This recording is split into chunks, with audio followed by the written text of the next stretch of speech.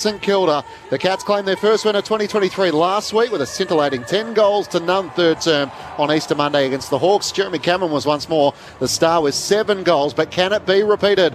Well, the Eagles are on the receiving end of another drumming, 10 goals at the hands of Melbourne. It's 100 points over the last 2 weeks, and despite the crisis of injuries around the Derby, Tim Kelly was the star with 36 disposals and 8 score involvements. The Cats have won both last season's matchups and 5 of the last 6 against the West Coast Eagles. So for those who are just easing into Sunday of Gather Round, it's a great chance to get a look at the Cats and the Eagles as to who might be heading in the right direction. Matt Clinch with you for ABC Sport. Beautiful day in Adelaide with the sun coming down and the crowd is slowly building. Corbin Middlemass is alongside me. For those listeners just joining us, you would have, for those others, heard him earlier with the Sunday Grandstand AFL. Welcome, Corby. Thanks, Clinchy. Gee, we're a long way from 92 and 94, aren't we, when these two teams were the champion teams of the competition, of course, played off in grand finals in those years, played a prelim in 2011. But they are two of the most successful teams over the last 25 years, and the Eagles had planned to stay up top and continue to top up their list, stay towards the top of the table, the same way we've seen other teams like Sydney and Geelong do it. Part of the way they did that, they sold 2 first-round picks and a little bit of their future to bring in Tim Kelly. Well, Tim Kelly's there and he's going okay, averaging 30 disposals a game, but the rest of the place has crumbled around him. So fascinating to see how they go against Geelong, who looked like they flushed it out in that third quarter last week. You also mentioned off the top, they were on the wrong end of a heavy defeat last year. Or how the mighty have fallen. The back page of the West Australian, at least nobody was injured, was the headline. On the inside sport page, it had brave Eagles outclassed by demons. We feel your pain. Injury-ravaged Eagles run out of gas in frustrating loss. Frustrating loss, brave Eagles. They lost by 10 goals at home. Since when is this just par for the course for this once great football club? And here they are against the Cats today, 2 1-3 teams. So I have plenty of interest in how West Coast go this afternoon. Sitting alongside Corby is Adam Ramanauskas, who was there on Monday for the Easter Monday. It didn't look all that good, Rama, for the Cats at half-time, but a third quarter turned it around. Are they back in town, or do you need to see a bit more evidence? No, a little bit more. It was 15 goals in the second half they kicked. Now, Hawthorn became witches hats in that second half, so it was a very, very easy win for the Cats in the end. But what I did sort of start to notice, Paddy Dangerfield started to play a lot better football. Max Holmes, who unfortunately missed their grand final last year, was really good. Cam Guthrie had a good game, so starting to get those prime movers back into really good form. Tom Stewart came back. They get DeConing back today, so it's more.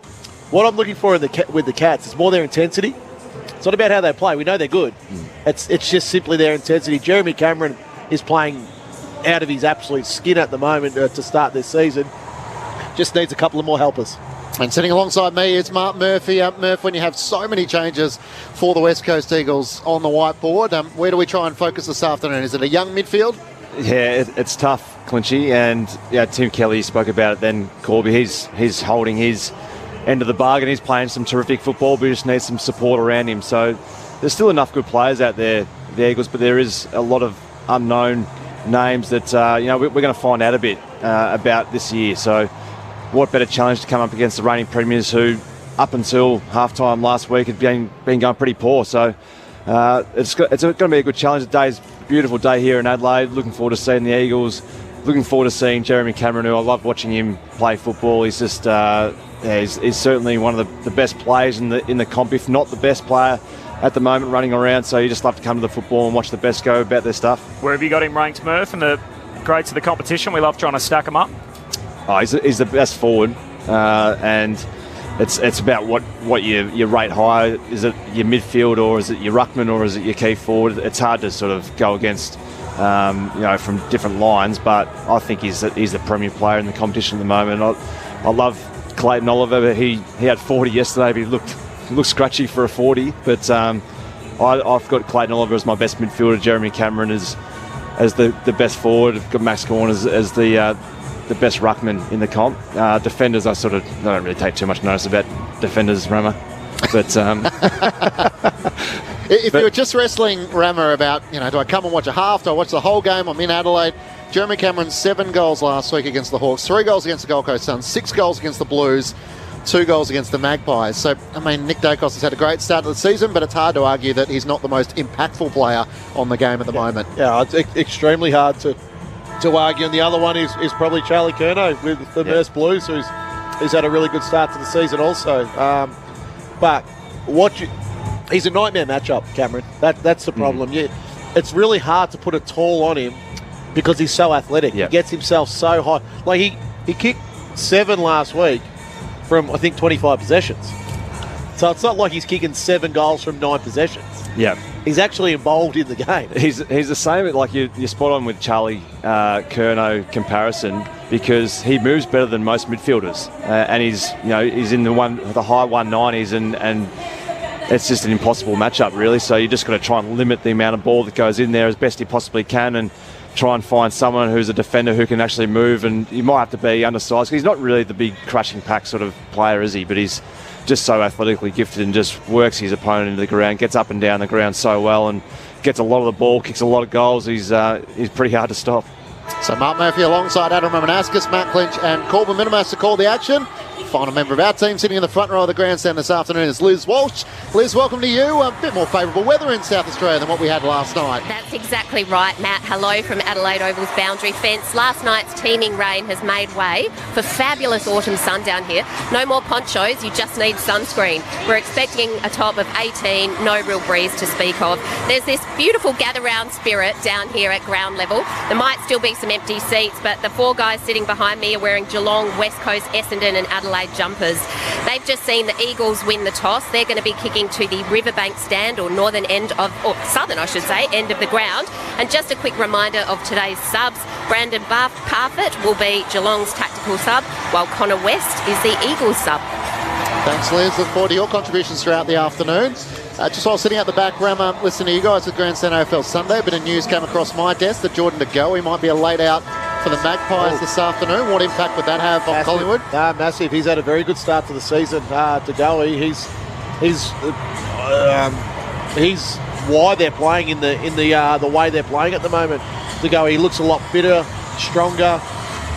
So yeah, that'll be a huge out if he is missing. So that game to follow after ours here at the Adelaide Oval. Of course, there's still a match taking place from Nord as well.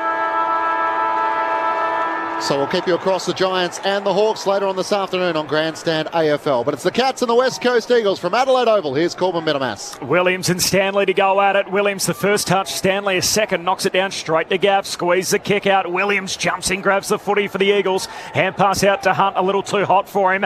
Waterman just runs in there, grabs it. Hand pass back out to Williams. He's spun around, tackled by one hand from Stanley. A kick just trickles to Zach Guthrie. He's locked up. A ball up in the middle of the ground. Jai Cully, who was working at the Charcoal Chicken Shop halfway through last year, started the game against Patrick Dangerfield in the middle of the ground. How great is our game for moments like that as Stanley wins the tap down towards who kicked that forward? Down towards Jones, who hurriedly kicked it into the pocket and it slides out of play. Of course, Jermaine Jones against his old team. Tim Kelly against his old side as well. 2 Eagles coming up against the Cats. Boundary throw in, left forward pocket, scores level, no late change. Parfitt and West, the 2 subs. Toss back in, Stanley and Darling in a wrestle. It spills down to Blitzouts. He can't break clear from Hoff, who lays the tackle for the Eagles. Zach Guthrie trying to just push forward in the rolling maul, and eventually the umpire blows his whistle and will ball it up. He's still 40 metres out from the West Coast Eagles goal, so Darling's doing the ruck work, slaps it forward against Stanley. Still a chance for the Eagles as Hoff gave it to Waterman. No way to go forward. It spills the way and a flying shot on goal misses to the left from Greg Clark. First score of the match for the Eagles is a behind. They're on the board through the first 90 seconds here at the Adelaide Oval. Looks like Tim Kelly's got Mark O'Connor for company. Looks like it would be a hard tag on the premier midfielder of the Eagles. Kelly starts the season averaging over 30 disposals a game and 13 contested possessions a match as he kicks out to half-back from the kick-out, the Cats, but intercept mark for Cully. Hand pass away to Jones into the pocket, and Waterman takes the mark, pressed up against the boundary line. So 12 disposals to 3 to start the game, and the Eagles with the first couple of inside 50s and a second look at the sticks. Well, it's actually really smart positioning by Waterman. So West Coast get the intercept mark, but he just drifts out into the pocket where no one ever is in the zone. The Eagles have scored from 73% of the times he's been targeted inside 50. Waterman snapping across the body for the first of the day. Superb finish as the snap sails through post high. West Coast 1-1-7 with the jump on the Cats. The reigning premiers yet to score. haven't gone into their front half. We're 2.5 minutes in on Grandstand AFL. Mark Murphy and Adam Ramanauskas. No, they looked really sharp. The Eagles, they pressured the first centre bounce really well. There was a mauling sort of tackle. There's about 4 or 5 Eagles all involved, and then having a couple of shots on goal to start the game, and a nice in-out-in play, and Waterman just found himself, Roma, in the right spot, as you said, rather than just hover around the middle of the ground, get to a bit of a dangerous space, and easy kick inside 50 when you've got about 20 metres of space. Mark Murphy with you on ABC Sport. If you want to get in touch with us on the SMS line, 0437 774 774. Back in the middle, Williams wins down the tap for the West Coast Eagles. A chance for a clearance. Gaff tries to knock it on, but it's O'Connor for the Cats. Hand pass to Cam Guthrie, out to Stewart. He's pressured and corralled out onto the eastern wing. Tough bouncing ball for Zach Guthrie, who's eventually tackled by Long and over the boundary line for a throw-in. Centre wing on the eastern side of the Adelaide Oval. The Eagles with the opening goal. They're 1-1-7. The Geelong yet to score. Bright sunshine poking through. An overcast day here in Adelaide. So from the throw-in, it'll be Williams and Stanley. Williams palms it down, but straight to Dangerfield of the Cats. Got a hand pass out. Ended up with Cully of the Eagles. Gives it to Waterman. Clever little tap. Down to Gaff. Shares it with Kelly. Short kick. Turnover. And Radagalia takes the intercept mark. Not a great kick. Trying to go across the ground to Isaac Smith. Forced just to soccer it up into the front half. Jermaine Jones picks it off. So the Eagles well set up early. Hand pass to Yo off the back flank. Kicks to Allen. Marks. Hand pass to Waterman. Pokes it for Darling into the pocket. Good spoil from College Asney. Darling gets a second go. Hooks a kick to the top of the goal square, and Stewart's back. The All-Australian defender takes the intercept mark. He goes short to the B&F winner in Cam Guthrie. Couple of premiership teammates. There's 19 of them out there for Geelong today from last year's 23. Kicks out towards Patrick Dangerfield, who flew against his own teammate in Zach Guthrie. Ball spills out of play out in front of Jermaine Jones, and a boundary throw in. Bit of a lack of awareness there from Paddy Dangerfield. He's certainly just a bullet gate player, isn't he? He just didn't have any awareness that Guthrie had the space and could have taken an easy, uncontested mark. Eagles by 7 points, making a good start here. Thrown in, Stanley wins down the tap. Hunt couldn't get a disposal away for the Eagles. Cam Guthrie volleys it forward, but it's picked off and marked by Rotham for the Eagles. It's to switch back into the middle of the ground, where the mark is taken by Clark. Back edge of the centre square, comes through the middle, and Duggan takes the mark. Turns broadcast side, spots Jones free. He marks between wing and half back, looking to drive the Eagles inside 50. It's over the head of Petreski-Seaton, and Saba Radagalia is the only real flyer in front of Jack Darling, who takes the intercepting mark for the Cats. Just need to be a bit smarter with their ball use going forward. Cats had numbers back, and rather than just hit the free 15, 20 metres away, they went long to the Geelong numbers. 1-1 to yet to score. The Eagles with the first goal of the game. Geelong yet to hit the scoreboard. 5.5 minutes in. Stewart marks the kick at half back. He goes long down the wing. Spills to blitz-ups through traffic, trying to shoot a hand pass out. Pack forms on the wing. Tui's got it. He's tackled. Ump lets them go an eternity. Atkins picks it up. Now he's tackled. Throw a blanket over 20 players. They call for a ball up eventually on the wing. First leg of a double-header again today at Adelaide Oval with Collingwood and St Kilda. Really the main event to come later today. Blitzarp's hand pass forward and picked up by Jones. He's tackled immediately and caught high. And Jeremy Cameron, free kick to Jermaine Jones. They've tried to put it through his hands regularly through the first 5 rounds of the season, the Eagles. He goes short to Yo. And he's got the footy at, to Liam Duggan, who's got the footy at half-back for West Coast. Duggan kicks up towards the wing. Petreski-Seaton had to spoil as it landed shallow in front. Jinby's onto it for the West Coast Eagles, the Rising Star nominee. He turns it over with a kick inside 50. It was wide of Oscar Allen, and Sam de Koning's able to take the mark. Chips it to the right back pocket to Radagalia. 28 disposals to 17 the Eagles' way. They've had a lot more of the footy. Radagalia up towards Hawkins on the wing. He's caught behind. In the end, can do little but cannon in the back of an opponent, and Witherden takes the mark. He blazes away towards 50. Turnover City as Radagalia takes the mark for the Cats on half back. It's tough to watch at the moment, isn't it? Just some of the ball use going forward. They're just playing in the middle of the ground at the moment, both sides. From the back flank, down the wing, Radagalia kicks to a pack. Flying forward is Ollie Henry, no mark. Falls down towards Jones, who kicks out wide. Allen marks, half forward, pops it inside 50 to Long. And young Noah takes the mark, left half forward, 47 out. Much better play there by the Eagles. So they get the intercept there. Jermaine Jones, beautiful kick of the football. Oscar Allen, just a little bit of patience there. Waited for Noah Long into position. Now 45, or you kick it from about 50 metres out. Certainly got the young boy haircut going with the Shaved sides, mullet. shaved sides.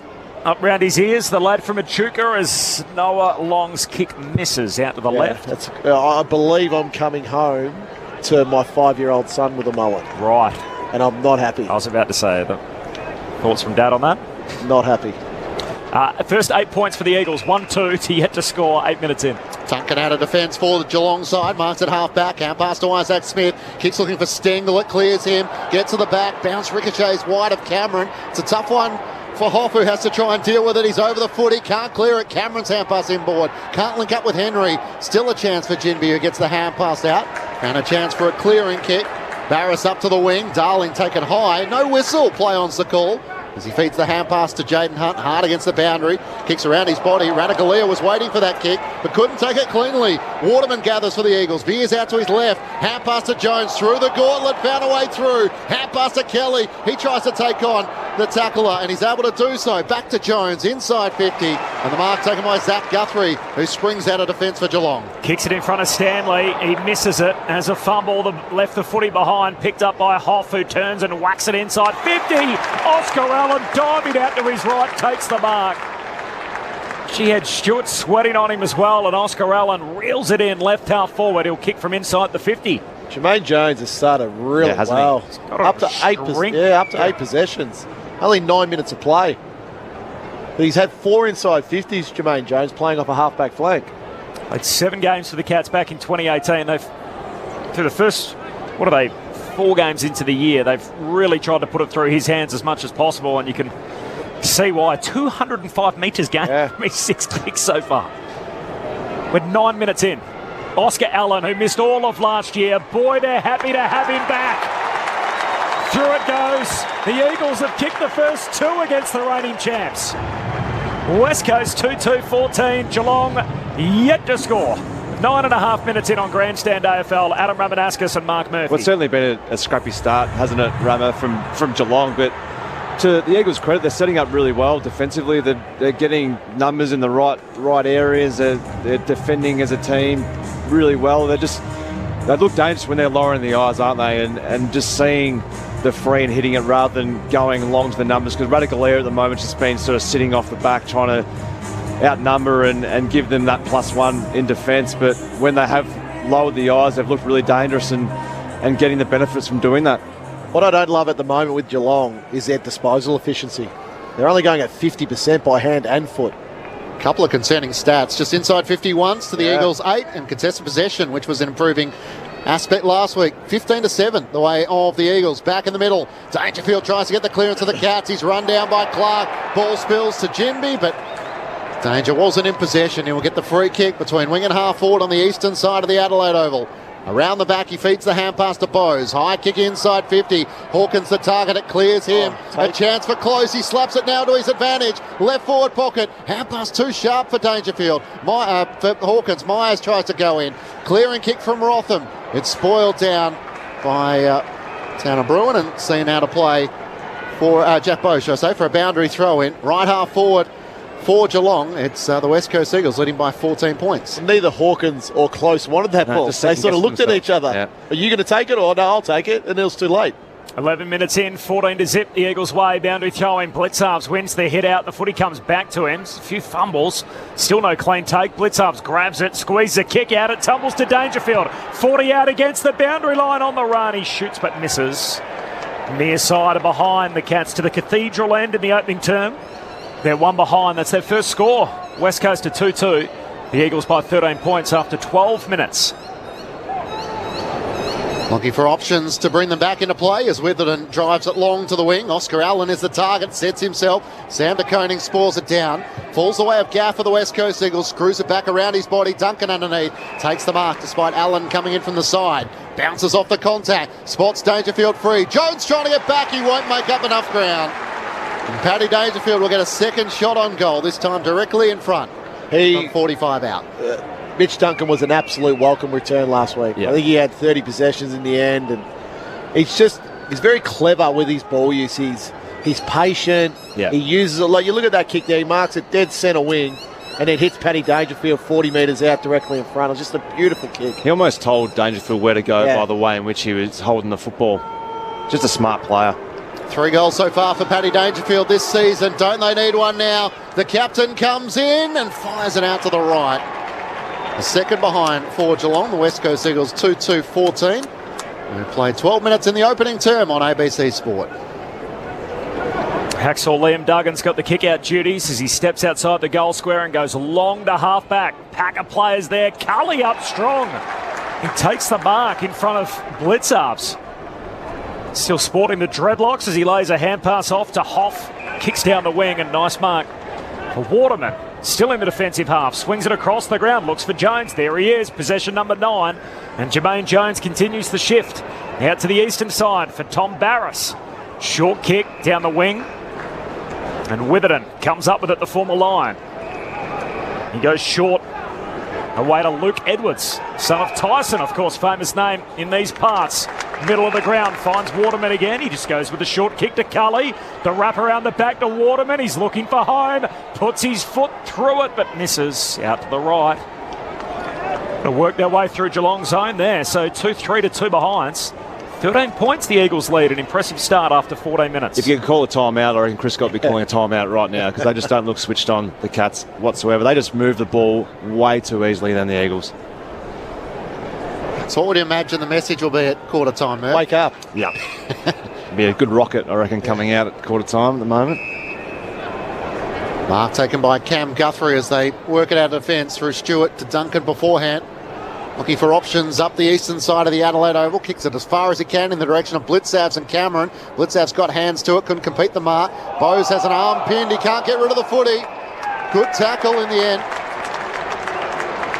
But talking about that, Clinchy, so plus 18 contested possessions West Coast, plus the 9 in ground ball gets. So it's that sort of, I'm not saying they're lazy, but it's just the work rate's just not there at the moment for Geelong. It's Tom Barras who excellently executed the tackle back to Rotham and then back to centre half back, where Hoff trying to work it through the middle of the ground, missed the intended target in Cully. Stewart for the Cats, out past to Cameron, options are plenty inside 50, racing back Myers, he plays on, he's got Hawkins free in the pocket, he takes the mark 5 metres out, thought about taking a step, and just as well he didn't because that would have been play on, and now we'll have the set shot under the old Adelaide Oval scoreboard. It was Tyson Stengel who just put a bit of pressure on and caused a turnover. It's really been noticeable at the moment from Geelong. They're just not in a position to put that pressure on, but Tyson Stengel puts the pressure on, get a turnover. 5-5 for Tom Hawkins, who steps out on his left and snaps through Geelong's first.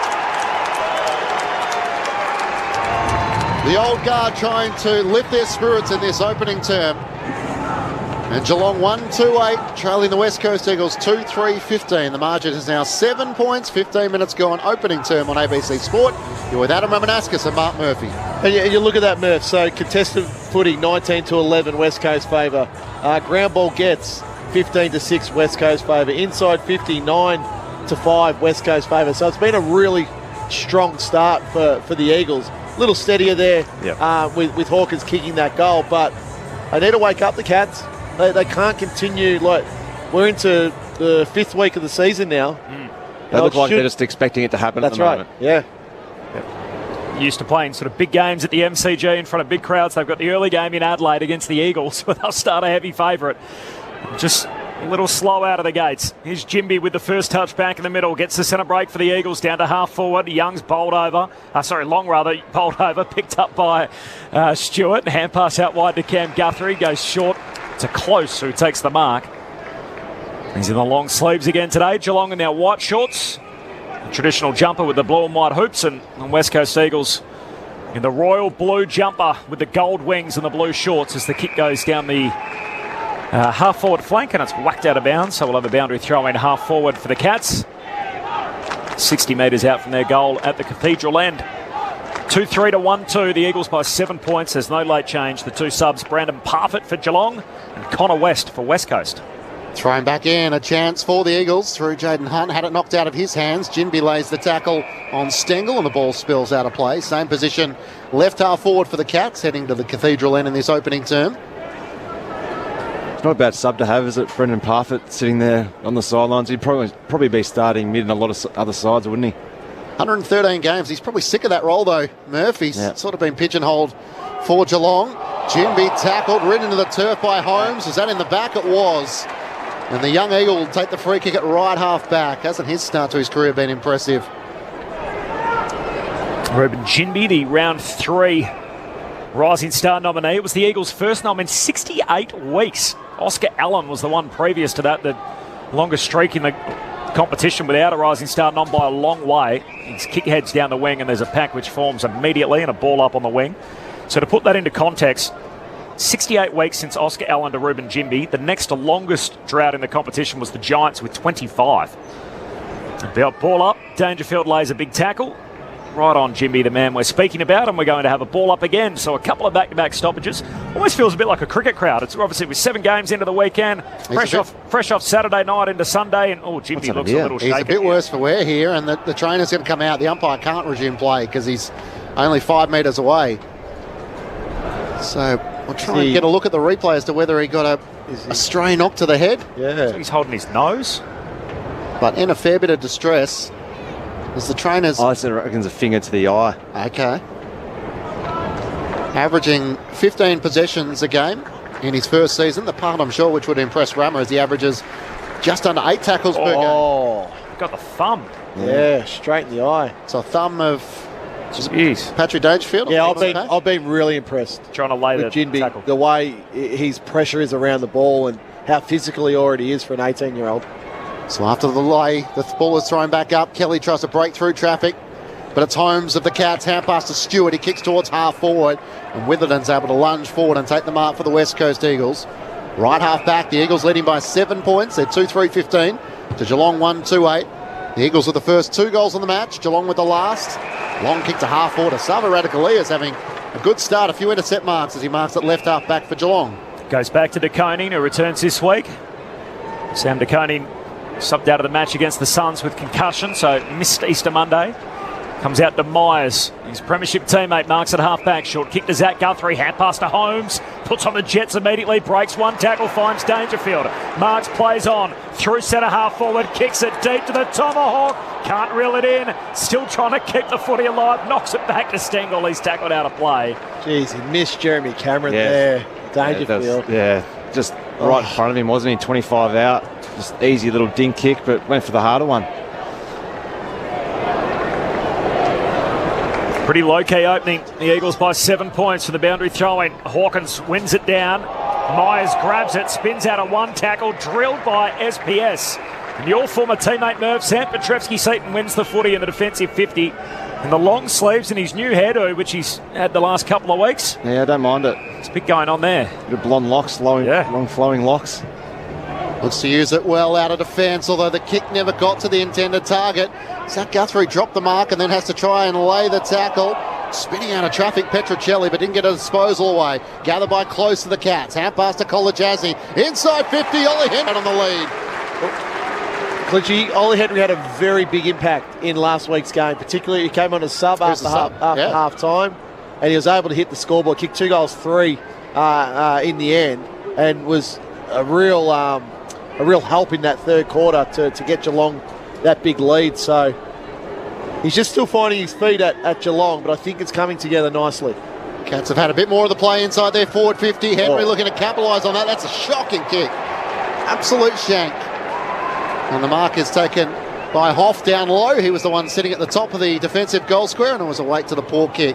Goes short to Jaden Hunt, the former Demon, who marks in the right back pocket. Do you have anything to say, Rammer? Everyone can have a bad kick, can't they, Corbs? Oh, it's the old commentator's curse. Just I didn't say anything about his kicking. I said he played well last week when he came on. Hunt comes out to half-back. Radicalia takes the intercept mark, kicks it deep inside the forward 50, too deep. Carries the pack, it's out of bounds on the fall. Liz Walsh is on the boundary. Liz. Yeah, Reuben Ginbey, he came from the field after that, copping that finger in his eye. He's still in the hands of the doctor. They're really just checking over what's going on with that eye. I will report back when I know more. Barris told to play on. He's out of bounds. Kick was touched on the way through. Falls too close. He grabs it, drilled after getting rid of it.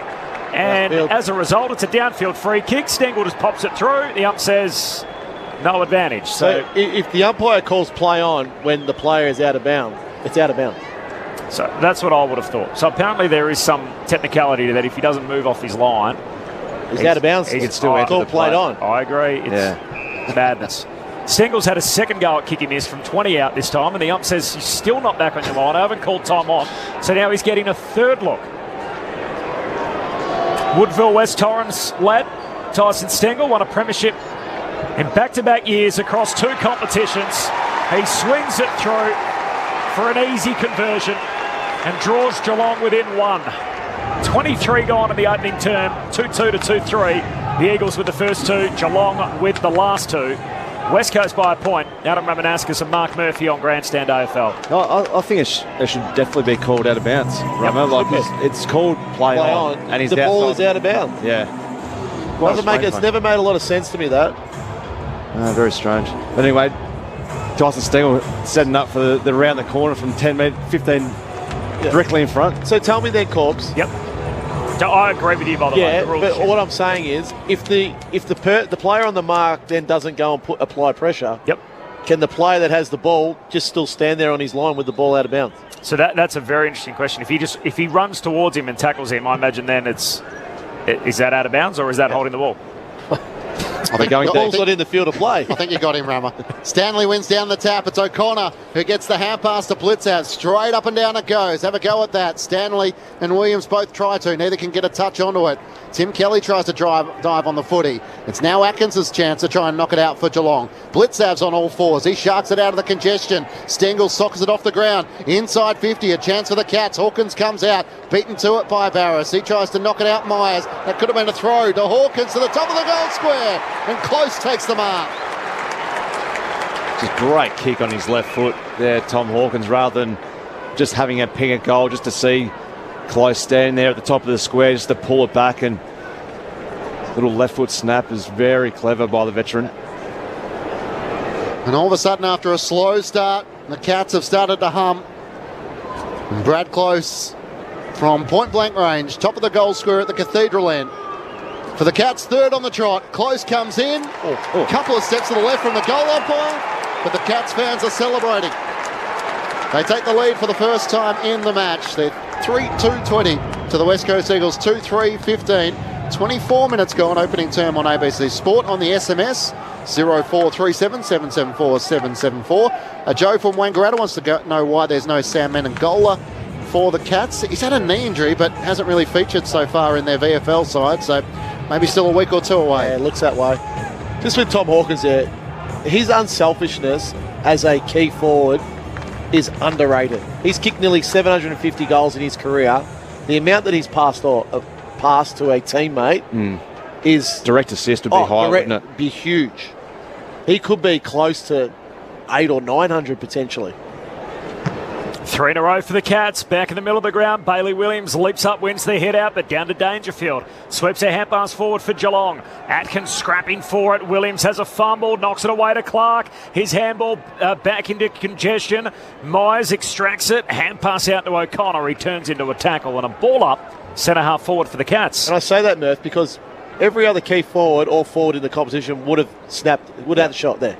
But he's good enough to pass the ball. Up goes the red Sharon. Down it comes to Duggan. Gave a hand pass to his teammate in Gaff, who was under all sorts of pressure. Hand pass comes out. Williams sockers it forward, but straight to Bowes. Hand pass for Geelong, away to Stanley. Kicks out wide to Dangerfield. And he just leapt up, used his leg as protection as he stuck his studs up into Jinby and takes the mark, and he moves it on quickly into the right forward pocket, and Hawkins has got it next to the boundary line, 25 out. Now, it was a clever grab from Dangerfield, you're right, Corby. Just put the leg up just to protect the space and took a nice grab, and then very unselfish play to kick it to Tom Hawkins in the pocket. We happy with that as an action? Yeah, I was happy with it. Yeah. That's a great mark. Great technique. If Toby Green did it, that path. If Toby Green did it, what would you say? Do not go down. Great mark. You can stick your knee up to take a mark.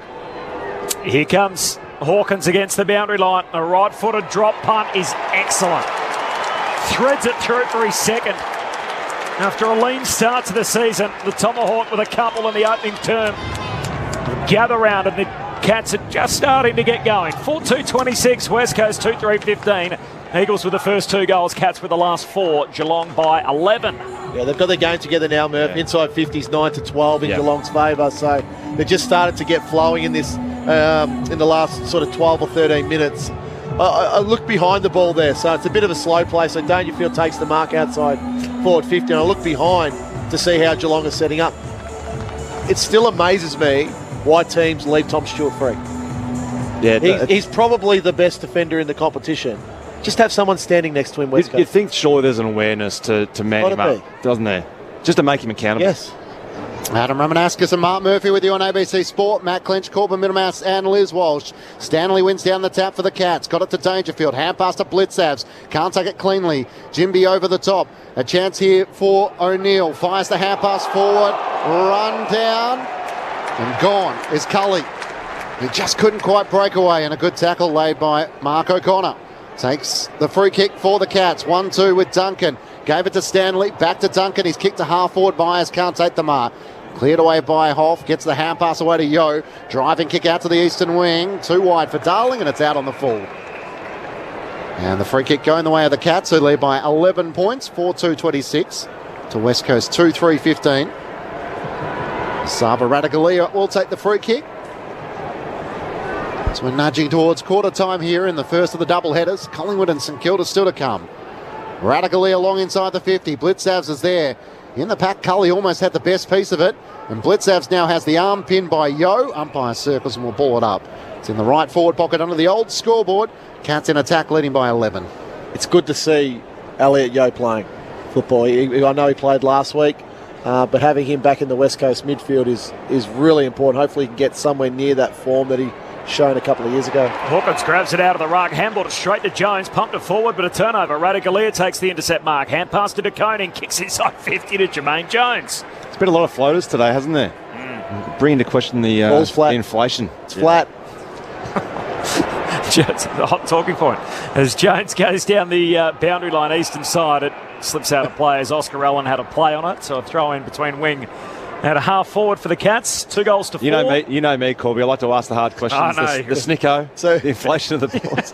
When you're sitting at a team meeting on the Monday and you highlight a missed kick, coach, the ball was flat. You felt it. It was good. Did that many a time.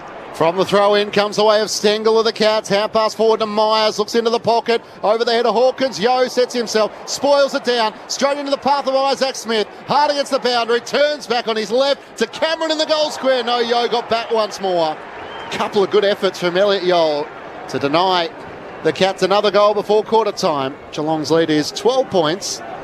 Half an hour gone opening term. It was really well done by Elliot Yo. Just saved a certain goal. Jeremy Cameron's easily going to take that mark. Oh, that's not a good one. Elliot Yo has miskicked one himself and it floats straight to Ollie Henry. Takes the intercept mark at left half forward. This inflation theory is getting legs, Murph. Oh, I tell you, it must be. I was just wrapping up Elliot Yo. They just handed the ball straight back to him. Tom Brady's been playing with the footies. Yes. Free kick for Ollie Henry. What did he get suspended for 4 weeks for that, didn't he? Something, yeah. It's all right. Won a Super Bowl. Yep. So Ollie Henry to try and make Elliot Yo pay the full price for his error coming out of defence. The drop punt is superb. There's nothing wrong with that, Sharon. Through it goes, straight on the bell to end the opening term. And Geelong have woken from their slumber after a slow start. The Eagles kicked the first 2 goals. Geelong have banged through the next 5. Quarter time at Adelaide Oval. Geelong 5-3-33. West Coast 2-3-15. Cats by 18 points. I have the goal kickers for you, Clinchy. They read like this: 2 for Tom Hawkins, 1 for Stengel, 1 for Henry, 1 for Close. While for West Coast, Waterman kicked the first of the game and Oscar Allen has their other. Still to come in about an hour and a half. It's the Giants taking on Hawthorn from Norwood Oval. And later on this afternoon, the second of the doubleheader from Adelaide Oval, it's Collingwood taking on St Kilda. It's great to have your company on this Sunday afternoon on Grandstand AFL on ABC Radio, ABC Sport Digital, and now streaming on the ABC Listen app. With the ABC Listen app, you can take the footy with you wherever you go. Off to walk the dog? Take the footy! Going camping? Take the footy! Picnic in the park? Take the footy! ABC Sport's expert coverage of the AFL. Incredible grab! And the NRL. Every goal, try, mark and tackle, live and commercial free. So whatever you're up to, take the footy! Take the footy with you on the ABC Listen app. You're listening to the AFL Gather Round Grandstand AFL. on radio ABC Sport Digital. and now streaming every match on the ABC Listen app. But intercept mark for Cully. Hand pass away to Jones into the pocket. And Waterman takes the mark, pressed up against the boundary line. Waterman snapping across the body for the first of the day. Superb finish as the snap sails through post high. Picked up by Hoff, who turns and whacks it inside 50. Oscar Allen diving out to his right, takes the mark. Oscar Allen, who missed all of last year. Boy, they're happy to have him back. Through it goes. The Eagles have kicked the first two against the reigning champs. Options are plenty inside 50. Racing back Myers. He plays on. He's got Hawkins free in the pocket. He takes the mark 5 metres out. Thought about taking a step. 5-5 for Tom Hawkins, who steps out on his left and snaps through Geelong's first.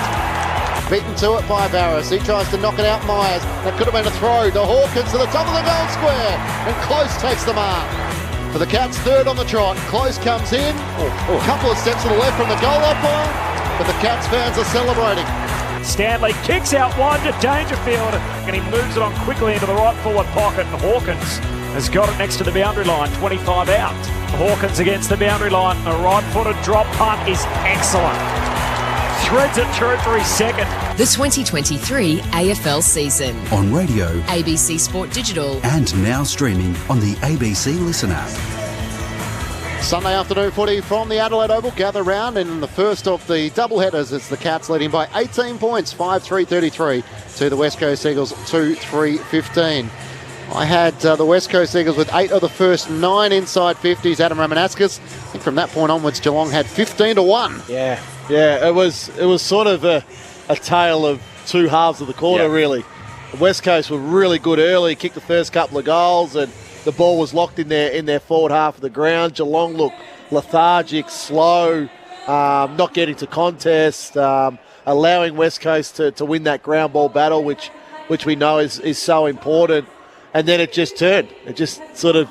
And then the ball for the remainder of that quarter from the 15-minute mark was in Geelong's forward half the ground. They capitalised with 5 goals that day. It was like the mindset. 15 minutes in was like, oh, Eagles have come to play here. We better turn up. And they, to their credit, Geelong, they didn't wait to get to quarter time. We know how good they were last year. They're reigning premiers for a reason, and they just thought, oh, Eagles have turned up the pressure here. They've been better than us for the first 15 minutes. Now it's time to get our game going, and they looked, pretty impressive, didn't they, from that little period on where clearances and inside 50s were certainly well against them, and they just turned that on its head, and they looked really dangerous going forward. They had 8 inside 50 marks in that quarter, Geelong, and that's at world record pace. If they go at that pace for the rest of the game, they've got a lot of talent up forward, and if they can get the ball inside 50 the way in which they did the back half of that first quarter, it's going to be a hard day for the Eagles going forward. Yeah, you just feel like West Coast really need to lock down in this early part of the second quarter,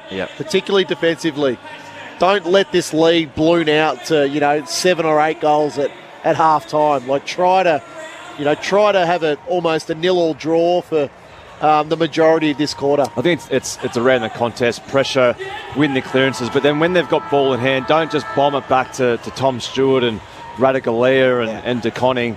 Be really methodical with the way in which you're trying to use the ball. If they're going to sit off, use the numbers ahead of you, or go sideways, and then draw the defenders out, and then go long if you need to. But they just need to be smart with their ball use going forward, because of Geelong, the way in which they love to play is to get numbers back and have that intercepting play and then rebound and slingshot footy. I think that record, Brisbane had 33 marks inside 50 yesterday against North Melbourne in their 75-point demolition job. There was a few over the back.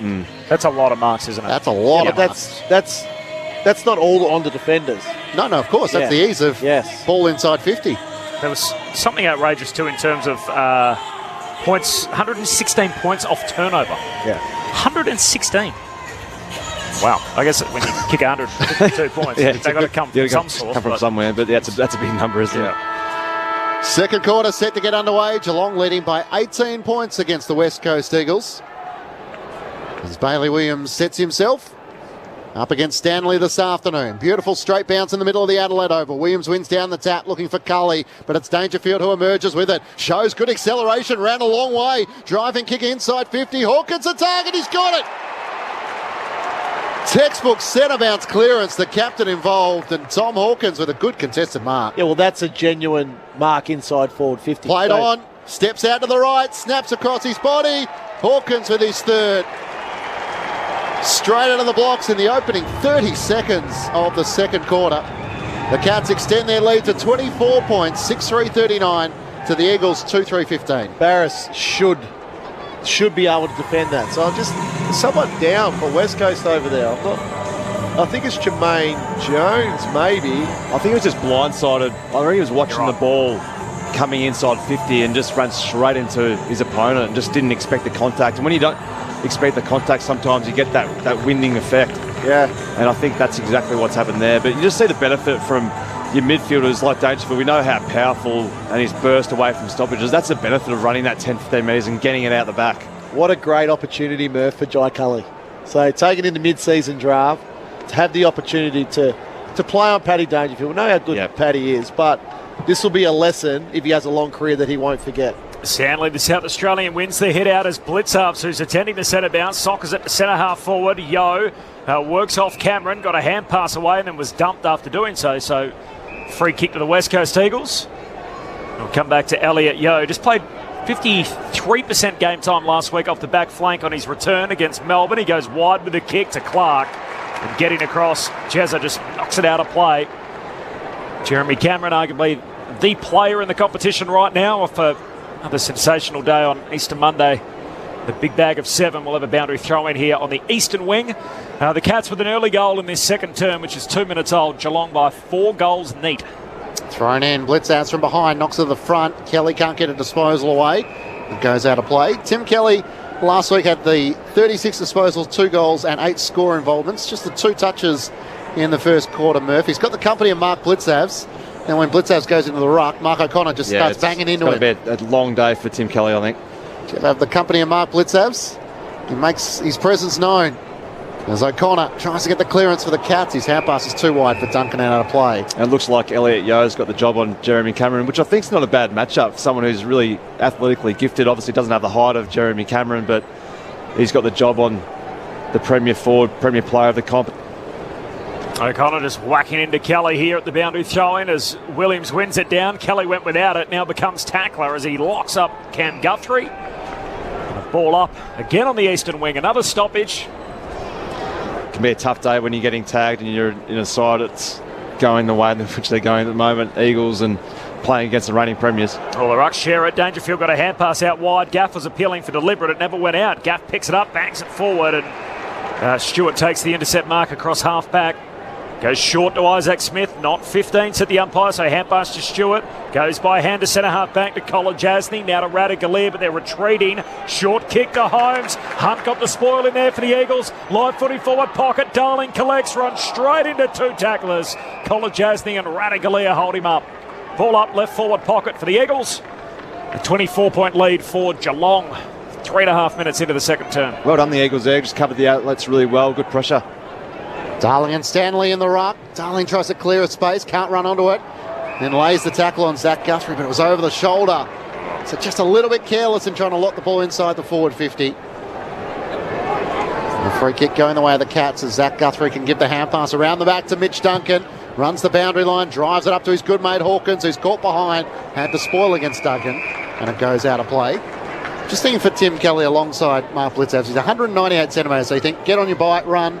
But Blitzavs covers the ground almost as well as anyone as well. So there's just no easy possessions. He's an aerobic beast, Blitzavs, so you're not getting any respite whatsoever. Cats by 24, boundary throwing. Stanley palms it down, scrapping for it. Dangerfield can't reel it in, comes out to Atkins. Hand pass to Duncan, gives it to Izzy Smith across the back flank. He kicks short and O'Connor takes the mark. Still centre half back for Geelong, pokes it out in front of Stewart. He marks, kicks it up over halfway. Myers got it on his chest. They're weaving their way through here. The Cats finds Atkins. Takes a one-hander centre half forward. Hand pass to Cameron. His handball knocked down. Nice bit of work by the Eagles from Hoff. Spills to close. Still with the Cats. Hand pass to Tui. Takes on one. Tui from the sharp angle. He bends it through for a spectacular goal. Was almost out of play. Burnt off the would-be tackler. And then in front of the behind post, bends it through with a neat check side. to make it 7 in a row for Geelong. 7-3 to 2-3, 5 gone second term. That's a beautiful goal. I know Zach Tui quite well, and I've seen him kick a lot of goals. And when he's around, 70 metres out, it's almost like the blinkers just go on, and he's just got all eyes for the goals. But he's just such a beautiful kick of the football. That one's just a real special goal. Taking on the Eagles defender, and then a bit of candy, a nice little banana. Beautiful. Enjoyed it too. It was a good little celebration.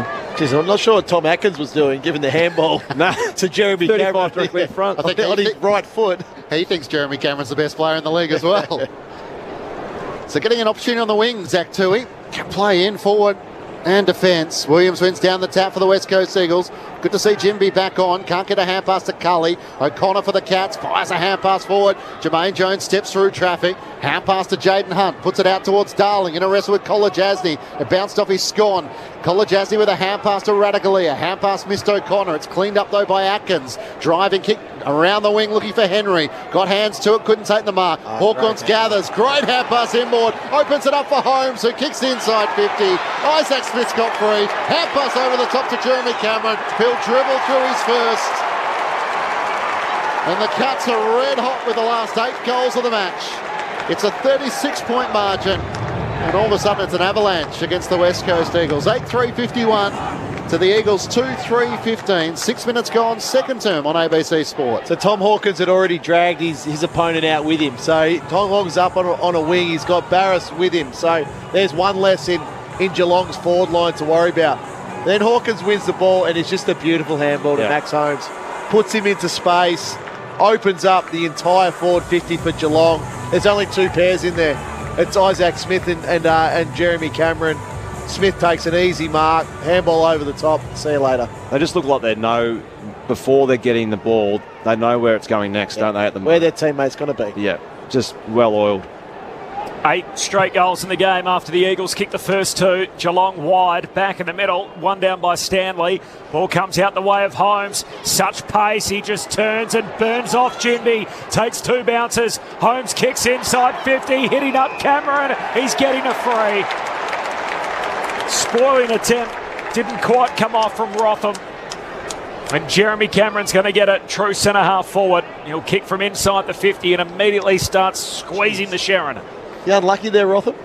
A little bit, yeah, it was stiff. But then we saw the benefit again from Dangerfield earlier, taking that 15 metres and running with the ball. Max Holmes there, just good bit of pace and just gets over the line.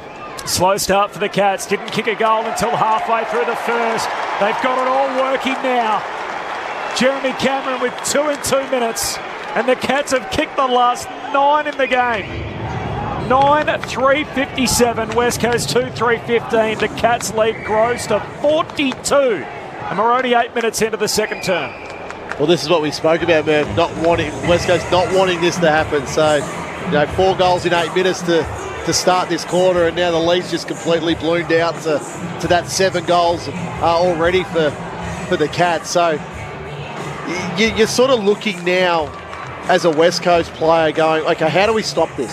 Yeah, it's about repeat stoppages for the midfielders to go. Let's not worry so much about the clearances at the moment. Let's just try and get some repeat stoppages, try and condense the ground. Eagles fans will be starting to get concerned. A 10-goal loss last week against the Demons, 40 points the week before. It's all starting to feel a bit familiar. Little toe poke the Eagles' way from the middle of the ground. There's no advantage taken. And the umpire will ball it up just short of centre-half forward. That's where the leadership of your older players is so important in these situations. But here we go, there's another one. So this is good. They're 2 now. And now you get numbers around, around the contest. Okay, now it's harder for Geelong to burst away. Let's set up now correctly behind the ball. Third stoppage in a row. Blitzouts knocks it down. Cam Guthrie tries to give it to Atkins. Kelly lays the tackle. Spun him a full 360, but no opportunity to get rid of it. You look here, and there's 5 pairs inside West Coast forward. There's only 1 in Geelong's. Blitzouts knocks it forward. Jones trying to get around. Cam Guthrie, great tackle. It spills to Holmes and the Cats are away. Look at the speed as he runs the eastern wing. Takes a bounce. Hand pass inboard to Myers. Give it back to him. Thought about it. Feints the hand pass. Centres it up. They're humming at the moment. And Cameron takes a mark on his chest directly in front. You're spot on, Ramo. Looking at the Eagles inside 50 then, they had 5 or 6 pairs, didn't they? Whereas, you're right, Geelong had probably three ahead of the ball and one was inside 50. Would you drop a loose? This is their 5th 100%. inside 50. There's no need to try to outnumber at that contest. Get your numbers back, protect your goal. A chance for a 5th goal from 5 inside 50s in this second quarter. Jeremy Cameron shooting for his 3rd. Wow. Not a great kick, but steered it through the middle. When you're hot, you're hot. And even your shanks go through. And a bit of a wry smile as he celebrates with his forwards. That's a 10th consecutive goal for the Cats, and it's just under the half century. 48-point lead the way of the Cats. 10-3-63 to the West Coast Eagles, 2-3-15. 11 minutes gone, second quarter on ABC Sport. So we're 11 minutes into this quarter. This can't be right. West Coast have touched the ball 6 times. Wow. And already conceded 5 goals. From 5 inside 50s. So Geelong have kicked 5 goals from 37 possessions in this quarter. So the efficiency is ridiculous. So how much of this is good Eagles? How much of it is how much of it is good Cats? How much of it is bad Eagles? Oh, this is a lot of good Cats here. We're seeing the very best of Geelong. 5 goals for Geelong in the term, 6 disposals for the Eagles through 11 minutes. Back in the middle of the ground, Atkins. It's a high kick down to half forward. Lands in front of Witherden. Pitches, bounces, runs into the pocket. Gee, they all overrun it twice. Hawkins missed it. Stengel picks up. Crunching tackle, Yo. Tackles him over the boundary line, and we'll have a throw in forward pocket for Geelong. It's been pure brilliance through the midfield by blokes just running out of stoppages. It's not Eagles just not manning up. They're just too quick. Holmes on a couple of occasions. Dangerfield another one. Hawkins doing the ruck work. Lost his direct opponent. Was that an illegal manoeuvre? It was, said the umpire. So free kick for Waterman. It would just be their 7th disposal in 12 minutes of footy to start this second term.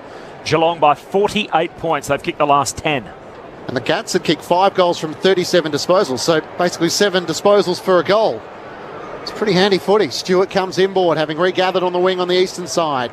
Spots up Blitzow, so can hand pass it around the back to Stewart. Driving kick inside 50, over the head of Henry. And Barris, it gets to the back. Hawkins can't pick it up. Yo's over the top, has to try and knock it out. Now Cully has a go. Hand pass straight to Cameron. You can't do that. Snaps on his left and slams it into the right goalpost. If his last shot on goal was a shank, that was almost going to be so impressive to be able to just turn and snap it straight over his shoulder, but couldn't pull it off. A 49-point lead Geelong's way. 13 minutes gone, second term. Cameron's kicked the last 3 goals. Hawkins has kicked 3. 6 between them. And the Eagles haven't kicked a goal since the 9-minute mark of the opening term. The kick-out comes to half-back, and we'll have another pack here. The Cats all over them. Heavy tackle with Dangerfield and Stengel involved. Ball up half-forward for Geelong. Umpire tosses it up in the air.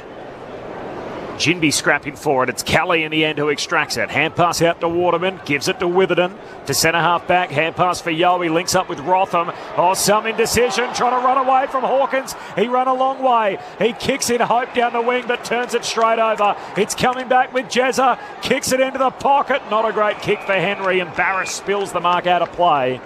And a boundary throw in forward pocket for the Cats. And Rotham had to do that because when he turned, he saw Jeremy Cameron and Tom Stewart sitting free behind the ball, so he had to try to buy himself some time, but just no West Coast player got to either Stewart or Cameron before he kicked it. Thrown back in. Hawkins tries to take it out of the ruck. Hand pass to Stengel, boundary side, left forward pocket, dodging and weaving. Around half, centering kick. Blitzow, top of the goal square. Puts it through from 3 metres out. An 11th goal on the trot. Mark Blitzow joins the growing goal-kicking list. Cats by 55 points. 11-4-70 to the West Coast Eagles, 2-3-15. That's 6 goals from 9 inside 50s and 47 disposals for the quarter. Geez, they're just so polished at the moment, the Cats. It's actually just enjoyable to watch because we've just got so many stars out there who just know how to use the football and use it really well. But the Eagles have done well in terms of having repeat stoppages. They're fighting hard around the contest, but it's when they get their ball in hand, they just don't get multiple possessions at the moment. Geelong are defending really well, they're zoning really well, but it's up for the work rate of the Eagles players to try and run into open space and get a 15-20 metre kick and just maintain the football for a little period of time here. so quick to just give the ball back to the Geelong outfit at the moment. 6 goals in 15 minutes, 11 straight goals in the game for Geelong. So the situation worsens for West Coast. 2-3 to 11-4. Hawks ran them into a bit of form last week. Geelong, after a slow start today, straight back to work. The reigning chances. Stanley bangs it forward to Dangerfield. Hand pass to Cam Guthrie. Hooks a kick out to the wing. Chase on, the captain after it for the Cats. Dangerfield hand pass makes another 2 metres. It's out of play. Throw in on the wing. Connor West and Parf at the 2 subs. Neither used so far in the game through 15 minutes in the second. Such a dynamic midfield mix, isn't it? With Dangerfield, Holmes, Guthrie, Blitzarves. Yeah, but look at the flip it over the other side to West Coast. Blitzarves wins it down. Cam Guthrie tackled. Dangerfield clipped high. Coming in late was Cully. So their midfield at the moment is Ginby, O'Neill and Cully. Dangerfield hand pass out to Holmes. Kicks it into the pocket. Henry leaping for it. Barris spoils. Live footy on the behind line. Stengel chases, and in the end it's pushed through for a rush behind. Nice bit of work. Yeah. Getting back young Brady Hoff, and we'll have a kick out for the Eagles. Another behind for Geelong. They lead by 56 points, 16 minutes into the second term. Duggan with a kick to half-back. Darling was in the pack but can't take the mark. Blitzavs cuts through traffic. Looks up inside 50. Sends it towards Stengel. Nudges Barris underneath it illegally. As he tries to race back onto it. 50. And it will be 50. So at least it'll get the West Coast Eagles out of the defensive half. Just thinking back to last year, they had a couple of 100-point beltings, the West Coast Eagles, the Tigers and the Western Bulldogs. This is it's got it written all over it. Looking worried for Adam Simpson. It could be 100 points by half-time. The Eagles waffle yesterday, Clinchy, lost by 169 points. Yep. To West Perth. Wow. That's a big margin. Yeah, it's big. It's a bad day at the office, isn't it? Yeah. Not a lot of conversation in the change rooms after those sort of results. As Duggan works it out to Clark, who takes the mark eastern side of the Adelaide Oval, sends it towards 50. Waterman flies uncontested and takes the mark. 52 metres out. Darling's racing back towards goal. Long's at the top of the goal square. Waterman in 2 minds. He wants to poke it into the pocket to Kelly, who leads up. In the end, found a good option. He's hard against the boundary in the right forward pocket. Eddie Betts' pocket under the old scoreboard. That was good little forward craft there by Tim Kelly. Just ran back, engaged the defender, and then ticked back up into some space. Kicked the 2 goals last week. He's just had the 3 disposals we touched on. He's had Mark O'Connor and Mark Blitzavs accompany this afternoon. He's able to find some space on this occasion. And a much-needed kick for the West Coast Eagles. 9 minutes into the first quarter was their first goal. Kelly across the face of goal. Oscar Allen flies. In the end, it's Radagalia and Taccone who knock it through for a minor score. 54 points, the Geelong lead. 55 points at the 18-minute mark of the second term. Liz Walsh on the boundary. Yeah, Geelong's Oliver Henry's just come from the ground. He's getting some treatment on his finger. Shouldn't be too long till he's back out there. Do you know what was amazing about that waffle game, Murph, that we were talking about yesterday, the Eagles winning by 169 points? The Eagles actually kicked 7-6-48. West Perth just banged through 34-13, 2-17. Tyler Keitel kicked 10. The Cats have worked it up the halfway here as thanks Les as Cameron goes down to half forward. Here's Edwards off the back flank. Hand pass away to Waterman, who's been thrown into defence and swings the kick all the way into the opposite back pocket for O'Neill. Xavier O'Neill goes short to Long. Noah Long, the first-year Eagle. In his 5th game, goes long down the wing. 2 Cats fly for it. Neither of them get a touch. Falls to Petricelli. Hand pass to Kelly. Shoots it inside to SPS. Petrevsky-Seaton kicks to Oscar Allen, and he takes the mark. Left half forward for the Eagles. It's good ball use then by SBS. Just had nothing really to go to. The defenders are all streaming back, and Oscar Allen just saw a bit of space to his right-hand side, and Samo was good enough to see him. He's a first-round pick by Carlton. Obviously, back in 2016, was traded to the Eagles, and the pick that Carlton got for him, they on-traded for Louis Young. This turned out to be a good get. See for Carlton having an excellent season. Here's Oscar Allen. Usually a really good kick of the foot. He's kicked it straight at that behind post. In the end, it thumps into it. And a behind for Oscar Allen. The Eagles with 2 scores in a row. They're both behinds, though. Geelong by 9 goals as we tick into time on in the second. So Geelong picked up 29 percentage points last week against Hawthorn. It could be a lot coming again this week. Tui's kick out of defence is intercepted by Oscar Allen, and left half forward for the Eagles comes inboard to Duggan. Thought about the hand pass around the back to Rotham, now pushes back behind his mark. Eagles are having a good 4 or 5 minutes if they can try and convert it to a score. Wide to Barris, who has it left half forward. Driving kick now inside 50. Darling up against a few. In the pack, spoiled down by Zach Guthrie. Long with a hand pass trying to link up with Gaff, but it's Stanley for the Cats. Gives the hand pass to Tui. High relieving kick, but momentarily as Duggan marks on his chest. Hacksaw Liam Duggan goes short to Waterman, who takes the mark at centre half forward. He pokes it all the way out to the opposite forward flank to Rotham. Wrap around a hand pass to Elliot Yeo as he loads up, kicks it to the top of the goal square. They all fly, and DeConey just kills it. Gets to the front of the pack and punches it through for a rush behind. Geelong by 53. Liz Walsh on the boundary. Yeah, now for Geelong, it's Tyson Stengel who's come from the ground. He's in deep discussions with the doctors over his right foot. His boot's off, and I'm keeping an eye on him. Thanks, Liz. Mitch Duncan with the kick in. It's too wide for Paddy Dangerfield, and out on the full. So another inside 50. What have they had for the quarter? 6, and it feels like they've had the last 4 of the match. Geelong have had 11 inside 50s for 6 goals, 2. Eagles with 3 behind so far in this quarter. Jermaine Jones inside 50. Up goes Radaglia. Couldn't take the mark at the back. Isaac Smith with a hand pass to Tui. Trying to sidestep Petruccelli. And kicks towards Zach Guthrie. It never got to him. There was a chance for the Eagles, but they couldn't take it. It now spills the way of Clark. Having dropped the mark. Hand pass to Long. Hard against the boundary. It's across the face of goal in the end from O'Neill. And it just scrapes in for a minor score to the left-hand side.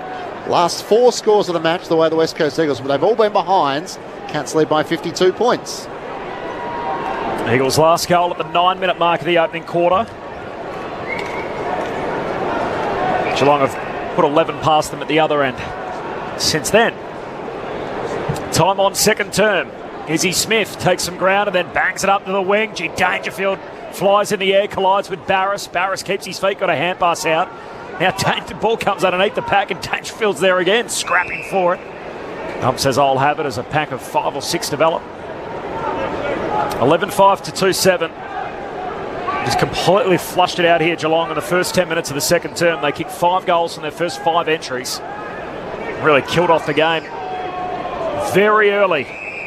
In the second quarter, we're going to have another stoppage here as the Eagles lock it in through Cully. I think, Murph, this is definitely where they need the tents out the back, where you can just duck off and as a spectator. But as a commentator, is it? I was going to say, not for you, Rammer. You don't get any leave passes. Free kick here to try and clear congestion, and it's going the way of Big Reece Stanley. The premiership ruckman for the Cats just stabs it short, and Holmes takes the mark. Looks to play on with the kick towards half forward. It's wide of Close and Jermaine Jones, and goes out of play. So the last Geelong goal was at the 14-minute mark of the second quarter. We're now at the 23. So almost 10 minutes they've been able to stop the Cats scoring. But it is worth running through some of the injuries for listeners that don't know for the Eagles. So Nat Nui and Achilles, Shuey a hamstring, Cripps an ankle, McGovern a hamstring, Rashid is out as well, Ryan a hamstring as well. So Chesser with a knee. So there is about 7 or 8 players who are on that injury list for the West Coast Eagles as Cam Guthrie kicks inside 50 and Jones takes the mark, works it out to right half back. Rotham's kick intercepted. Mark not paid though for Zach Guthrie. And another chance for the West Coast Eagles as Witherden tries to break through a tackle. Kicks along around the eastern wing, but who to? Petruccelli in from the side. Look at Colin Jasny was well set. And immediately the switch is on. Kick across the half-back line. In the end, they're forced to spoil. Dangerous ball. Noah Long was sweating on them. Eventually comes out to Holmes. Hand pass to Cameron. Hands it back to Stewart. Long never gave up on the pressure. And the kick comes into the middle of the ground and Atkins marks. In front of Petrevski, Seaton in the long sleeves. Atkins short to Kolajasny and they shift it back out to the eastern wing. For Radaglia, he kicks up over halfway, finds Tui. Takes the mark forward of that eastern wing. Turns, looks inside the forward 50 and onto the chest of Ollie Henry. Superb kick from Zach Tui. And Henry can have a look at the sticks here from 30 out. Left forward pocket. He doesn't waste much time. He bends it through for a goal. A dozen in a row for the Cats. 7 of them have come in the second quarter alone, all of them unanswered. 2-7 to 12-5. After the Eagles led by 14 points early, the Cats lead it by 58. 25 gone, second term, Liz Walsh on the boundary. Yeah, Tyson Stengel's now had his right ankle strapped. He's doing some boundary runs under the watchful eye of the team doctor. I'll keep an eye on him too. That was just pure class then from Zach Tui. Yeah. I don't think he even was leading there in that direction. He just saw the space, Zach Tui, and put it there and just said, well, this is where the ball should go. You guys get on the end of it. And just a powerful kick over about 65, wasn't it? Yeah. Just such a good ball user. 58 points is Geelong's lead as we nudge towards half-time. Blitzav's into the ruck, wins down the tap. A chance for Kelly, though. A rare disposal for him as he feeds the hand pass to Gaff. Sends West Coast into attack. Darling in front. Zach Guthrie's there. Spoils it down. Bowes with a hand pass. Radagalia sold some candy. A driving kick from halfback. Up to the wing. The Eagles are well set. In the end, Duggan's able to take the mark. In front of Tom Hawkins. Pass to Jermaine Jones. Had a little fumble. Now turns boundary side. And Barris takes the mark in front of the two benches. Best and fairest winner last year, Tom Barris. Most spoils last weekend of any player in the competition. He kicks down to half forward. Oh, spills down the Eagles' way. Quick hand pass away to Jones, who pops it into the pocket, but out of bounds it goes. It was Clark who fed the hand pass on the way through and rode a hit from Cam Guthrie. Kick from Jones in the end carries the boundary line, so it's out on the full. Geelong win it back and Guthrie pokes it across the goal face to Stewart. He looks to drive it out towards Mitch Duncan, running back with the flight. It was well knocked away in the end by Jaden Hunt. Hand pass to Petreski-Seaton, centering kick to Kelly. Play on, not 15. Gets the hand pass away. Jinby on the run. Got it! Great finish from the round 3 Rising Star nominee. His first goal in AFL footy, and what a time it is for the high draft pick for the West Coast Eagles. Breaks a run of 12 consecutive goals for the Cats, and the West Coast Eagles' first goal since the 9-minute mark of the opening term. He copped a thumb right in the eye, but he was seen clearly as he nailed it through for the Eagles' third goal of the match. 12-5-77 to West Coast 3-7-25. You need your younger players now. Look, the game is probably over.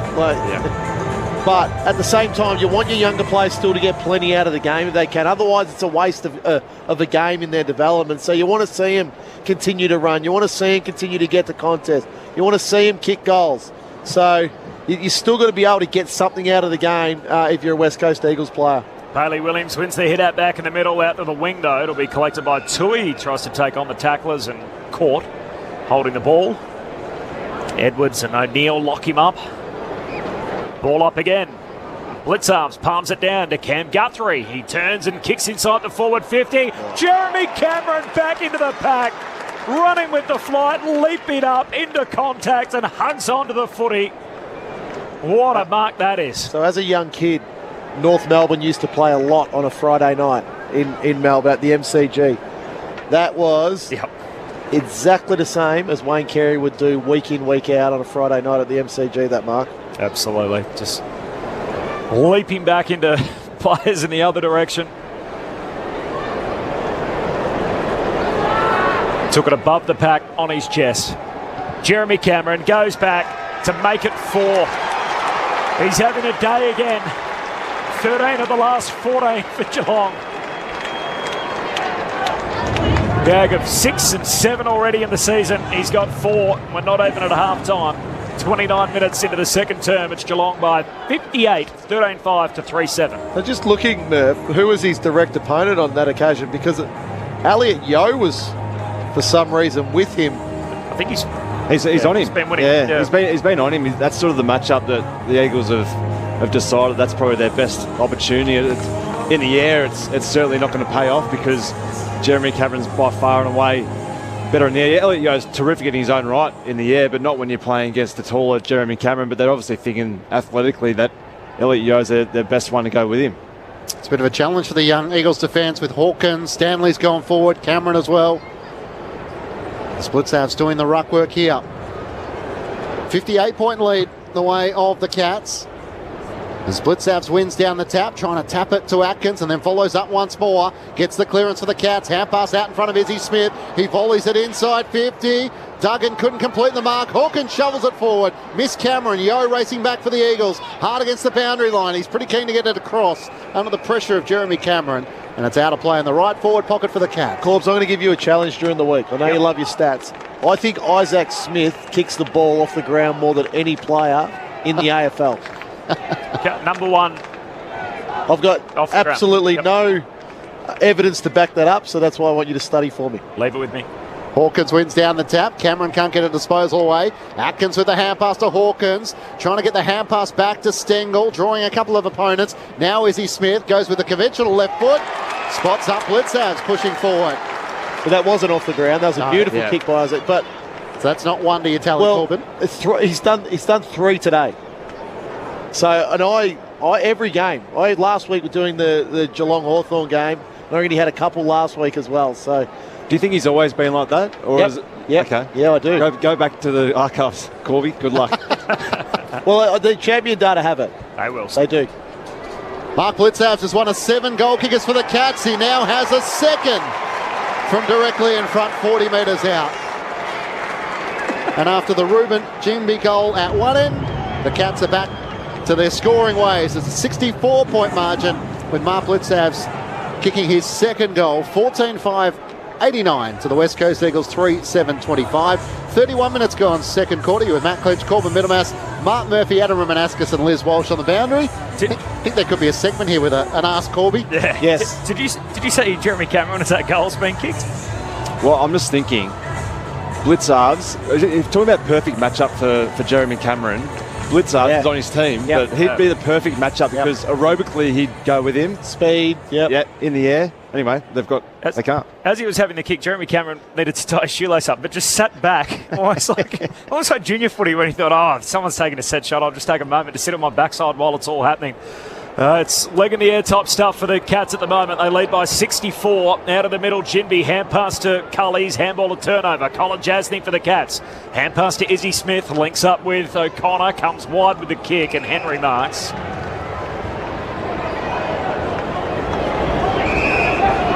By the way, they didn't have a goal. Geelong halfway through the opening quarter. As Henry hits up Hawkins. The first goal came at the 15-minute mark, Corbs.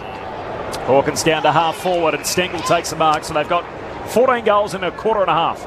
Stengel inside 50 into the pump to Cameron, dropping back Bailey Williams, knocks it down, his hand pass, missed gap, his intended target, Henry onto it, his handball, Miss Smith. Gee, a fumble from Cully, hand pass knocked out of play by Henry and a boundary throw in right forward pocket for Geelong. Still 80 seconds left on the game clock before half-time. Geelong have kicked 14 of the last 15 goals in the game. After being 14 down early, they lead it by 64 points. It's going to be a tough day at the office for Adam Simpson as it's thrown back in. Dangerfield tries to knock it goalward. And it's stuck underneath Tom Barris and the umpire will ball it up. Only 15 metres out from the Cats' goal at the Riverbank stand end. Tossed up into the air. Hawkins doing the ruck work. Tries to shark it down in the path of Holmes. Running onto it, Tui. He's tackled by Jones. We're going no further. Still 25 metres out from the Cats' goal. 64-point leaders, and with another big win, all of a sudden after a slow start, they could be just outside the top 8 with percentage. Kicked 15 goals in the second half last week, 14 goals in the first half this week. So hand pass ends up out of play from Jermaine Jones, so a boundary throw in again, 20 out from the Cats' goal. Almost 30 goals in a game's good going. That's pretty rapid. Adam Simpson scratching the back of his head as he looks on. Pictures coming through of him on our television monitors here at Adelaide Oval from the boundary throw-in. Tim Kelly's hand pass, a turnover to Cameron, who kicks it back inside 50. Underneath it is Hunt, no mark. Falls to Hoff, took on the tackler, gives it to Jimby, drilled in the tackle by Stanley, ripped to the ground. And the youngster hangs on to the footy. There's a ball up, centre half forward for Geelong. They lead it by 64 points, 14-5 to 3-7. On the SMS, Glenn Tara from Western Darling Downs in Queensland. Great to see the Cats have woken up as a bone-rattling tackle is laid by Rotham. And Tyson Stengel is worse for wear after that. It was. His head banged off the surface in the tackle, so head hit the ground. It wasn't really the tackle. I don't think he really slung him. He basically his shoulder. lost his footing a bit, Stengel, and just did he headbutt the ground or shoulder? He's holding his wrist. Yeah. So the trainers have come out to give him some support, and he's probably going to have to leave the ground. So umpire will just pause for the moment as he moves away from the immediate area, and Tom Atkins might get the free kick, which was intended for Stengel after that tackle.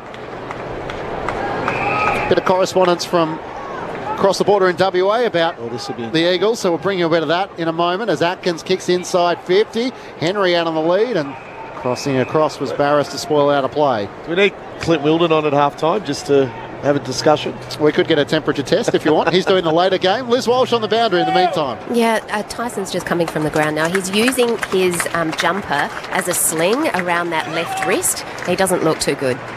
Thanks, Liz. Not good for the young Cats forward, who had a career best season last year. Atkins trying to break away, but he's tackled by Gaff, and the umpire will ball it up. It's 55 metres out from the Cats' goal. I'll save it till half-time, Corby.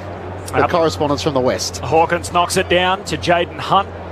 High spiral, floats down the wing. Underneath it, Stewart spills the chest mark, and that'll do us to half-time. So Geelong have kicked 29 goals of footy in the last 4 quarters they've played. And after a slow start today, they've kicked 14 of the last 15 goals. And their lead looks safe at half-time at 64 points. 14-5-89, West Coast 3-7-25. Half-time at Adelaide Oval. At one stage, they kicked 12 consecutive goals. The goal kickers in the match. Jeremy Cameron's got 4. He was already the Coleman medal leader. He's now out to 22 on the season through 4.5 games of footy. Tom Hawkins has 3, so finding a bit of touch after a slow start for the Tomahawk. 2 for Henry, 2 for Blitzarves, and then singles for Tui, Stengel and Close. Meanwhile, for the West Coast Eagles, Waterman has 1, Allen has 1, and Ruben Jinby, the 18-year-old, pick 9 in last year's national draft, kicked his first goal in AFL footy. The only highlight for West Coast. After they led the game early by 14, they trailed by 64 at half-time. Some of the correspondence coming through on the SMS, 0437 774 774. The Eagles lost in the reserves yesterday against West Perth. Tell the whole story. They had 6 Eagles players. The balance was made up of amateurs and other ring-ins. That's from Leith. Lindsay in Perth. We're getting familiar with goals being played, the music by the DJ at the Adelaide Oval. Just on the first one, so because they only had 6 players, they weren't the Eagles yesterday, is that?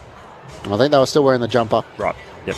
But Lindsay in Perth is saying we're getting very familiar with the music being played each time Geelong score a goal. So he's enjoying those tunes. More correspondence around the Eagles in the waffle, and Peter says, in hindsight, would the Eagles have given up so much for Tim Kelly if they knew what was coming? Well, probably an easy answer to that one. And Ali from Ocean Grove, a cheerio to you. Great to have you as a part of our Sunday afternoon team. It's the Cats leading by 64 points, 14-5-89 to the Eagles 3-7-25. And if you want to get in touch with us, 0437 774 774. The thoughts of Adam Romanaskas and Mark Murphy with you on ABC Sport. Yeah, there's a lot of questions I think that will be going on in the Eagles change rooms. I think the main thing that if I was going down there as one of the coaches would be about creating energy and celebrating the small things out there, because if you're just focused on, well, normally when you play football, try and win the game of football and worry about the process, but it gets really difficult when you're in these games and you're down by such a big margin at half-time, Roma, that you just get locked in just to thinking, this is the end of the day. We just need to just play out the game. You need to try and have your small wins, and whether that's every 5 or 10 minutes, just trying to reset the game and just try and celebrate the tackles, the smothers, the supporting one another, the run to support and just creating that energy, because at the moment they're just playing time and it's going to be a long day if they're just going to just focus on those things. So it's about trying to just celebrate the little things at the moment, because they're just getting touched up in all areas of the game, and they're missing so many experienced players, and there's a lot of new faces out there at the moment. They need to just try and remain connected to one another. Yeah, and it is hard because you work so hard during the week, you're in a pre-season, and you come out and the scoreboard says what it is. It is deflating. It really, really is so. But and I say this often in games like this, if I'm the coach now, I throw structure and system out the window, and I say, boys, we're going to go back to basics now. We're going to play one-on-one football, okay? We start winning some one-on-ones, we get the ball going our way. So you look at clearances in the first half, 27-14. Now, at times, in the centre square for West Coast were O'Neill, Jimby and Cully, going up against Paddy Dangerfield, Cam Guthrie and Mark Blitzarves.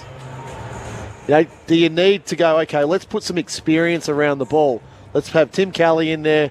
Let's have Elliot Yeo in there. And let's put even Liam Duggett in there or Andrew Gaff in there. You know, somebody that's got the experience. Okay, we start at the source. Then the next part of it is there's a ball up on true centre-half forward for West Coast in that second quarter. And that's the best opportunity when you've got to set up behind the ball and set your defence up, how you want it to look, how you want the ground to look. You and I looked across the whole ground, Murph. There was 5 sets of pairs in West Coast forward line, and Geelong had one sitting there as well as a spare. You look down the other end of the ground, there's one pair in Geelong's forward line, that's Jeremy Cameron, then there's one other pair just ahead of Cameron. All the rest are standing around at that stoppage, having no impact at all. So you're better off, if your system's true, you set that system up behind the ball so if the ball does come out. So what happened if the ball did come out? Max Holmes got it, kicked to Jeremy Cameron, goal. And you're in space. That's right. Yeah, it's easy to hit those kicks when there's only 2 or 3 pairings as opposed to 5. So my point to that is then who is leading at that stoppage to say, what's behind the ball? How are we set up here? What are we doing here? It's just like you sort of got to simplify your game really quickly when you're in situations like that. That's not how Adam Simpson will want the ground set up. No. With 5 pairs of forwards in his forward line and one in Geelong's forward line when the ball's at true centre half forward. You're relying on your leaders, especially behind the balls. That's probably, I'm not sure if Barras was out there at the time, but he's the most experienced, isn't he, out there at the moment? He's their captain for Luke Shuey at the moment. So he's the one who's got to try and bring some of his teammates back and communicate, because when you're getting beaten on the scoreboard like it is, a lot of guys just go into their shell and just worry about their own position. You've got to step outside yourself and communicate. Geelong had 25 marks that quarter. 8 of those marks were inside forward 50. Yep. You're going into a forward line like that with limited pairs. Forwards are going to take the mark because you just don't have the pressure up the field. If you're losing clearance 27-14 overall in the game, it's easy pickings. So there's simple little things that can be fixed up by Adam Simpson at halftime. Geelong, on the other hand, they're electrifying. There's no doubt about it. In that from the 15-minute mark of the first quarter right through, they were absolutely terrific. They had 5 goals from 37 disposals. Yeah.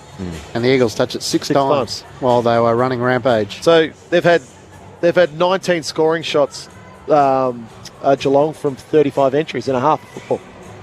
It's just unbelievably efficient football that they're playing right at the moment. And I was concerned in the first 15 minutes, Murph. Yeah. As we spoke about at quarter time, it didn't look like they were switched on again. Yeah, they went on edge and they've been fumbled a little bit. They just did some uncharacteristic things that you're usually used to seeing from Geelong, where they're so polished. And then after that 15-minute period, it's just been like Harlem Globetrotters, really, out there at the moment. Half-time from the Adelaide Oval, the first of a double-header. We still have Collingwood and St Kilda to come. And from Norwood Oval on the parade, it's Hawthorn taking on GWS. The Cats leading by 64 points. Let's get the latest from the ABC Newsroom.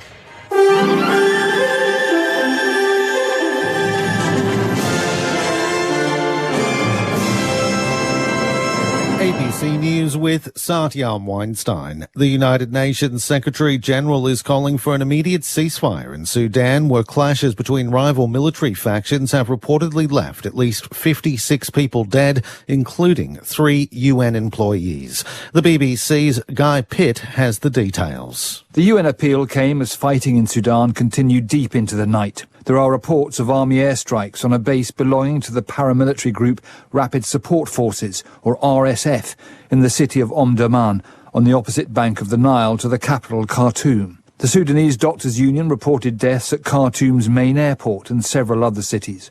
The clashes appear to have erupted after what seems to have been an attempt by Sudan's deputy leader, Mohamed Hamdan Dagalo, who commands the RSF, to seize power from the country's de facto ruler, Abdel Fattah al-Burhan. Germany has shut down the last 3 nuclear power plants in the country. The closure brought cheers from anti-nuclear campaigners who held decades of protests against nuclear power. Meanwhile, in Finland, Europe's largest nuclear reactor has begun regular output. The new reactor is expected to produce power for at least 60 years. Protesters in the Israeli city of Tel Aviv have clashed with police. Tens of thousands of people have demonstrated against a planned judicial overhaul for the 15th straight week in a row. The reforms would give the Israeli government the power to appoint judges and override rulings from the Supreme Court. Police are continuing to peacefully remove protesters from a rail line in the New South Wales city of Newcastle. Carly Cook reports. Dozens of protesters stood beside the rail line at Sandgate this morning, forcing a loaded coal train to come to a halt.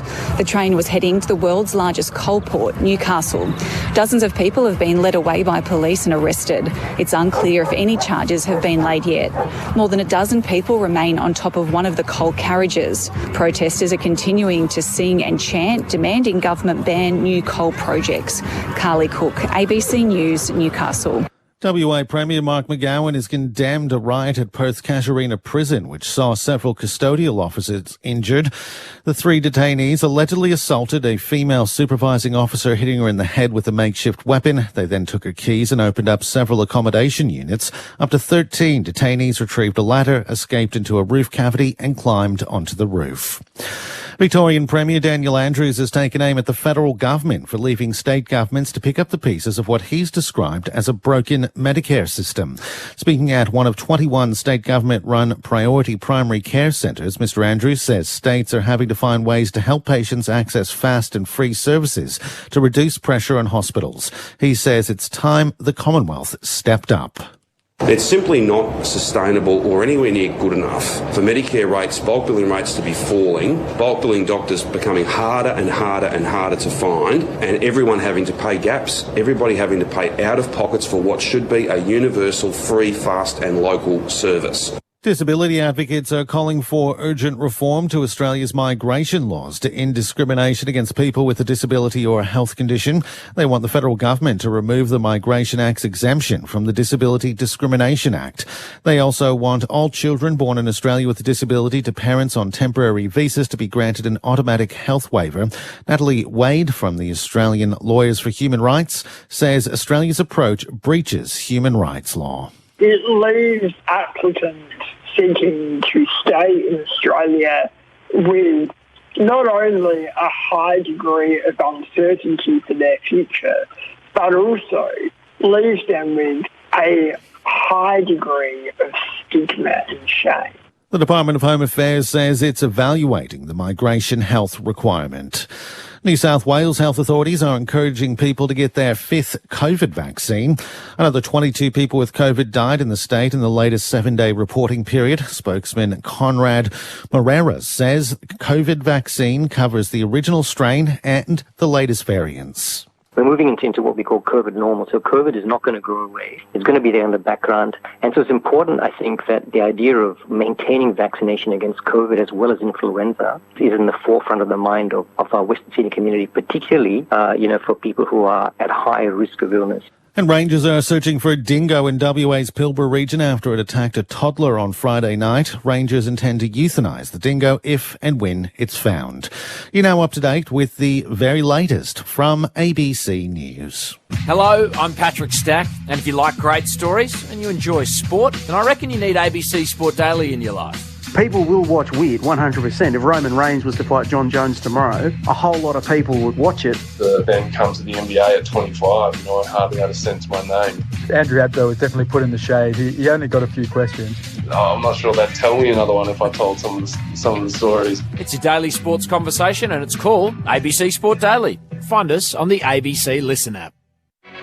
You're listening to the AFL Gather Round. Grandstand AFL. On radio. ABC Sport Digital. And now streaming every match on the ABC Listen app. Driving kick inside 50. Hawkins a target. He's got it. Played on. Steps out to the right. Snaps across his body. Hawkins with his 3rd. Spills to close. Still with the Cats. Hand pass to Tui. Takes on one. Tui from the sharp angle. He bends it through for a spectacular goal. takes 2 bounces. Holmes kicks inside 50, hitting up Cameron. He's getting a free. Slow start for the Cats. Didn't kick a goal until halfway through the first.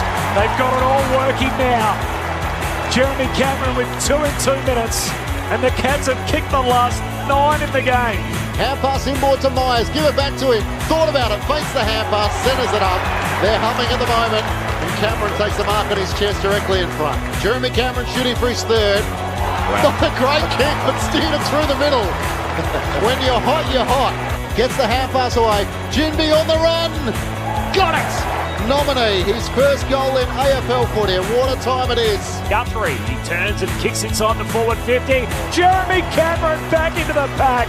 Running with the flight, leaping up into contact and hugs onto the footy. Jeremy Cameron goes back to make it 4. He's having a day again. 13 of the last 14 for Geelong. The 2023 AFL season. On radio, ABC Sport Digital. And now streaming on the ABC Listen app. Half-time from the Adelaide Oval. Geelong leading West Coast by 64 points. 14-5-89 to the Eagles. 3-7-25 in the final day of Gather Round, coming to you from the City of Churches. Of course, there is a game coming up in around 40 minutes' time from Norwood on the Parade. It's GWS taking on Hawthorn. If you're looking for a call of that, it's available via the ABC Listen app. Just click on the AFL Extra button and you won't miss a minute of the action. Of course, all 9 matches being broadcast across the weekend. And if you are familiar with the app, make sure you tell your friends and family that is the best way to follow all the action if you're out and about, and even for some friends and family that are overseas. I think we managed to get across the interstate borders. I've got the pointy footy in my hands, and that was a bit of a challenge for both the sides early in the match, but the Cats certainly found their groove in that second quarter. 9-1 in what was a dominant second quarter, a 64-point lead at half-time. Matt Clinch alongside Corbin Middlemass, Mark Murphy, Adam Ramanauskas and Liz Walsh with you down on the boundary. There's no shortage of other sporting action taking place across the weekend. In the NRL, the early match taking place between St George Illawarra and the Canberra Raiders. There's no scores on the board in that match through 38 minutes. Coverage of the NRL also available on the ABC Listen app if you're a fan of that code. Later on this afternoon, it's Parramatta taking on the Canterbury Bulldogs in the final match of round 7 of the NRL. The West Coast Eagles have made their way out onto the Adelaide Oval. The Cats a couple of moments away as they just make their way out now.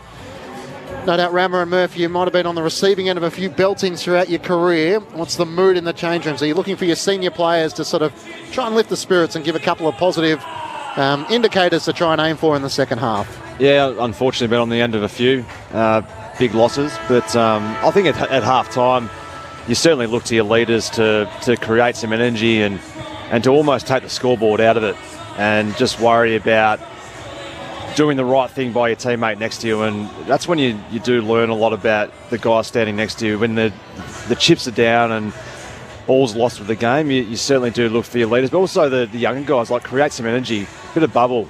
And it doesn't have to necessarily be after a goal because they're hard to come by at the moment. It's just about those tackles and chases and just doing the little things.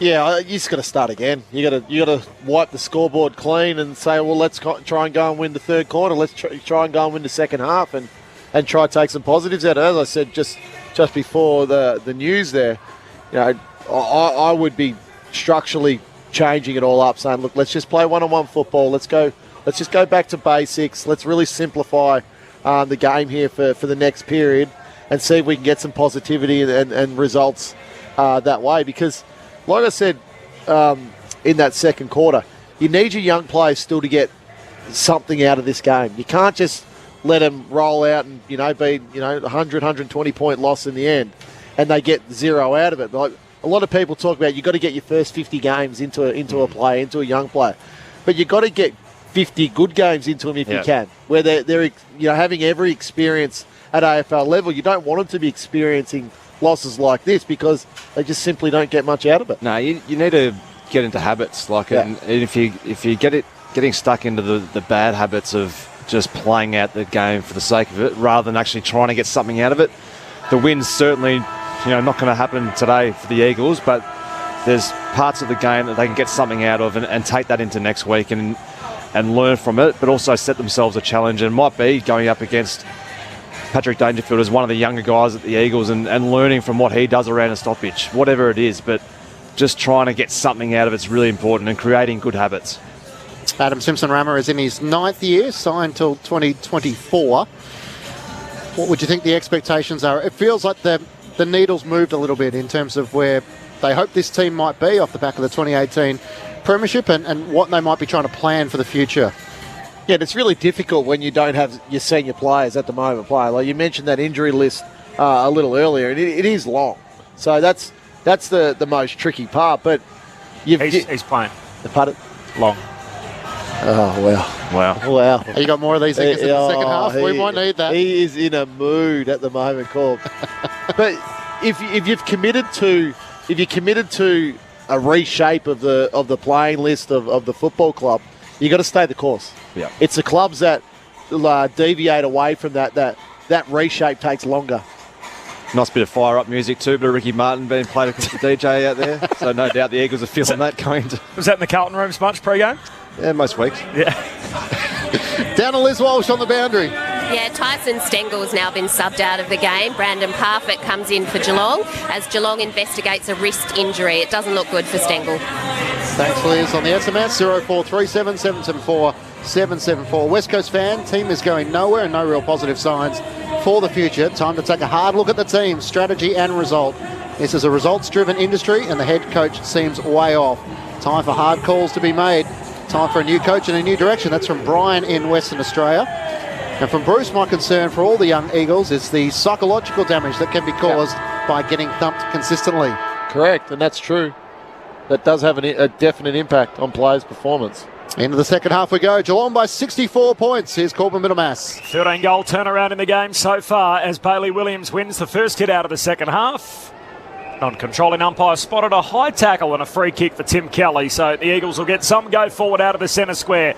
Pressured as he kicked, it'll land short of the 50. Hands on it from Petruccelli, no mark. He'll get a second go. Shoots a hand pass forward to Allen. Allen swings a handball out wide against the boundary line, collected by O'Neill. He kicks it across the goal face and he's hit the behind post with his shot, which means it's out on the full. 64 points, the Cats lead.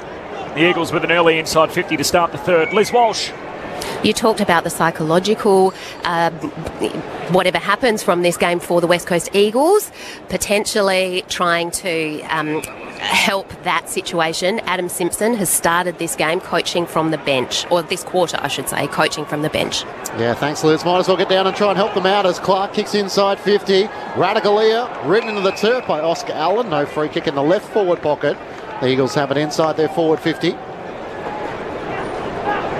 Game number 208, coaching the Eagles for Adam Simpson, behind only Worsfold and Malthouse in club history.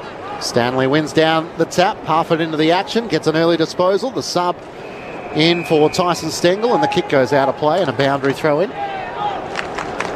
Saw Ben Cameron, he's got the sponsor's hat on. Not sure it's very ABC, but Gather Round Adelaide 2023 looks like the last pick in the draft. Has that been one of the charms of Gather Round? All 18 teams in town, all the commentators in town as well. It's been nice to spend some time with Clint Weldon and Neil Cross, Aaron, and some of our broadcast team, not to mention Andrea Williamson, the best in the business, steering us through this broadcast as Duggan comes inboard for the Eagles. With it and at half back. Barris looking for options out in front of Jaden Hunt, who's on a long searching lead, and he pulls in the mark, flying with the flight in front of Zach Tui. Of course, another game still to come for broadcast, a big one. The curtain closer to Gather Round with Collingwood, St Kilda. All that coming up next. There's a short kick from Hunt, finds Gaff, gives it back to Hunt, kicks to centre half forward. Stewart got hands on it, bounced off the chest of Stanley, back to Stewart. Geelong come up with it, hand pass out to Cam Guthrie. He's pushed away by Jones. Guthrie sockers out wide, Jones gets there first. Great speed, sends a hand pass away towards Duggan, who feints to hand pass and then runs and carries and drives his long left footer to the top of the goal square. We got a free kick for a hold. It's going West Coast way. And Jake Waterman's going to get it just outside the goal square, 15 out left of centre. It was a great ball win, great pace from Jermaine Jones out there on the wing. Started the game like a house on fire, but Cam Guthrie's not slow either. He's not sluggish, and just put the jets on and burst away and get the ball inside 50, give your forwards first crack at it, and just drawn a free kick. Eagles to the Riverbank stand end of the ground. The son of the two-time Premiership Eagle, Chris Waterman, His young bloke Jake moves in, kicked the first of the game. He's got the first of the second half. Pokes it through for West Coast. They cut the Cats' lead to 58 points. Geelong 14-5, 89. West Coast 4-7, 31. 3.5 travelled in the third term. Adam Ramanauskas and Mark Murphy. We say week in, week out, Murph. The umpire just looks for that little jumper tug, hands around. And Colin Jasney's a very good defender for Geelong. But it's just all that's needed. Just a tiny, and all it was, Waterman's arm was out. He just pulled Waterman's arm back. Umpire picked it up straight away. Free kick.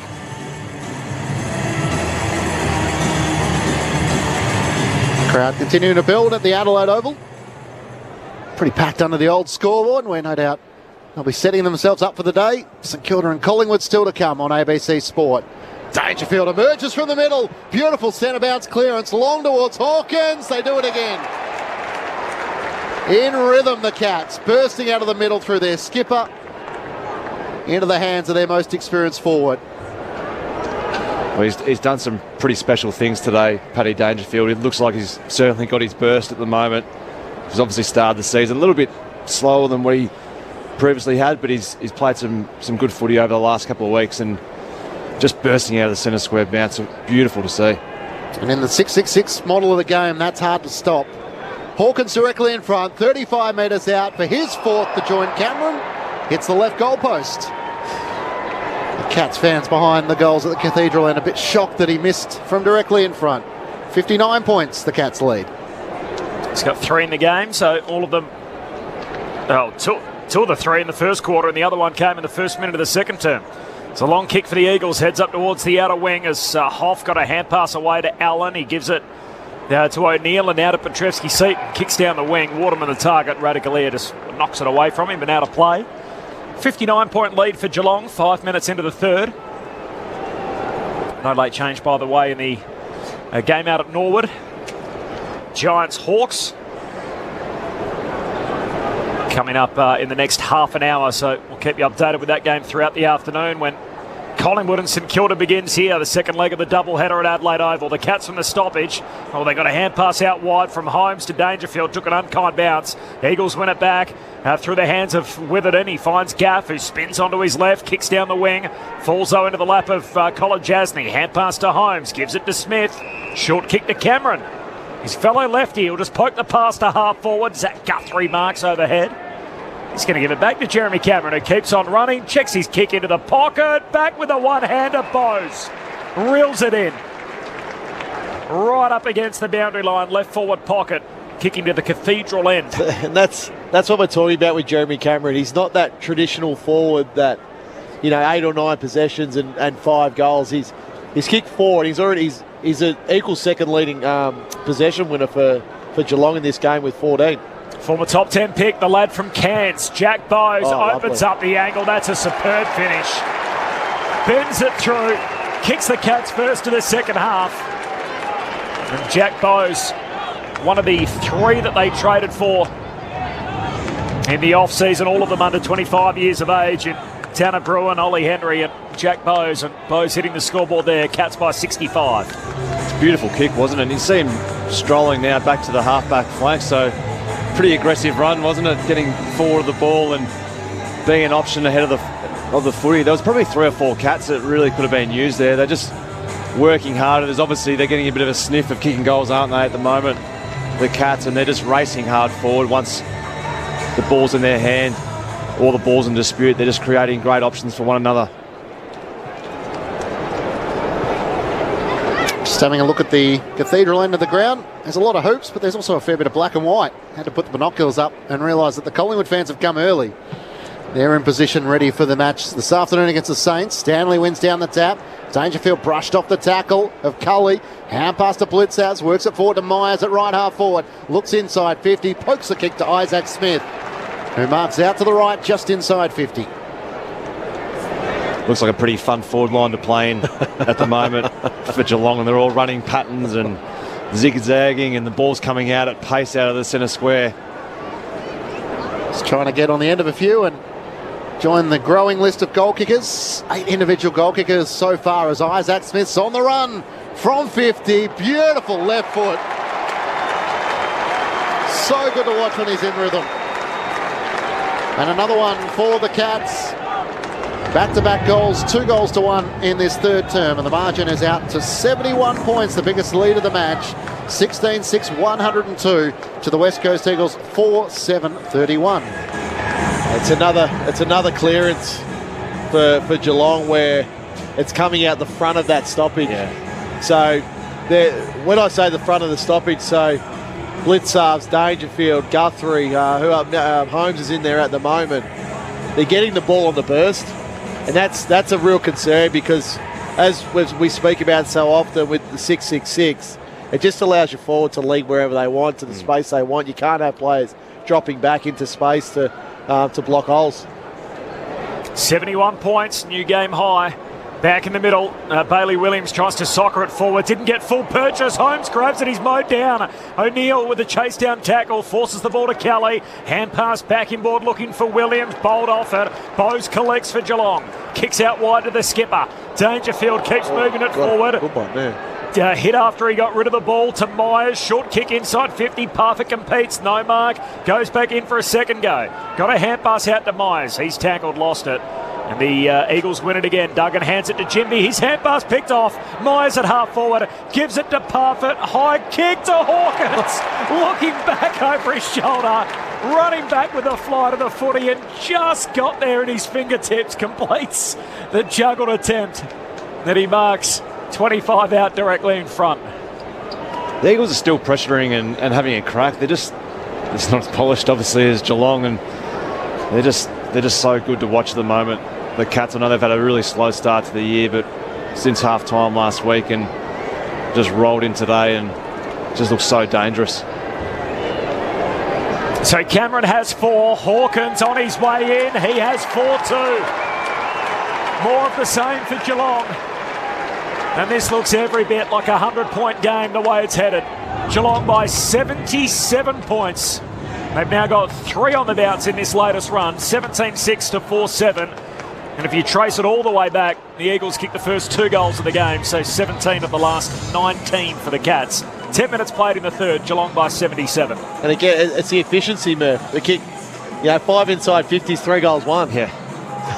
Every time they're entering, they're virtually scoring in this quarter. They've had 4 marks inside forward 50, which has been a real concern for the Eagles defenders all day. Clearances to start this quarter is 6-1, so it's just the same problems again as it was in the first half for West Coast.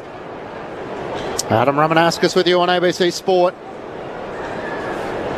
77 points, the Cats lead. As the bounce sprays out to the right-hand side, it will be recalled as it favoured Mark Blitzavs. He's had a good run in the ruck as well, Mark Blitzavs. He's won 12 hit-outs to advantage against Williams. It spills down the way of Atkins. Squeeze the kick towards half forward. Myers tries to knock it back to the advantage of Cam Guthrie, but Jinby for the Eagles gets the hand pass away to Clark, back to Jones, and now to Tim Kelly at left half back. Feeds the hand pass wider still. Rotham looks to drive it up the eastern wing in the direction of Darling, who lost his footing. Neither he or Radicalea got a hand to it. Bowes puts his head over the footy for the Cats, trying to get a hand pass to clear the congestion. Cully receives the hand pass. Driving kick inside 50. Oscar Allen in the box seat. DeConing got back to get a fist to it. Made up so much ground late and spoils it through for a minor score. Oscar Allen would have thought, this is coming my way. But some great desperate defending from the Cats big man. Geelong by 76 points. No, it was well done by Sam DeConing. It looked like it was going to really carry over the back. It was a beautifully weighted kick, but just fought his way back to get a spoil on.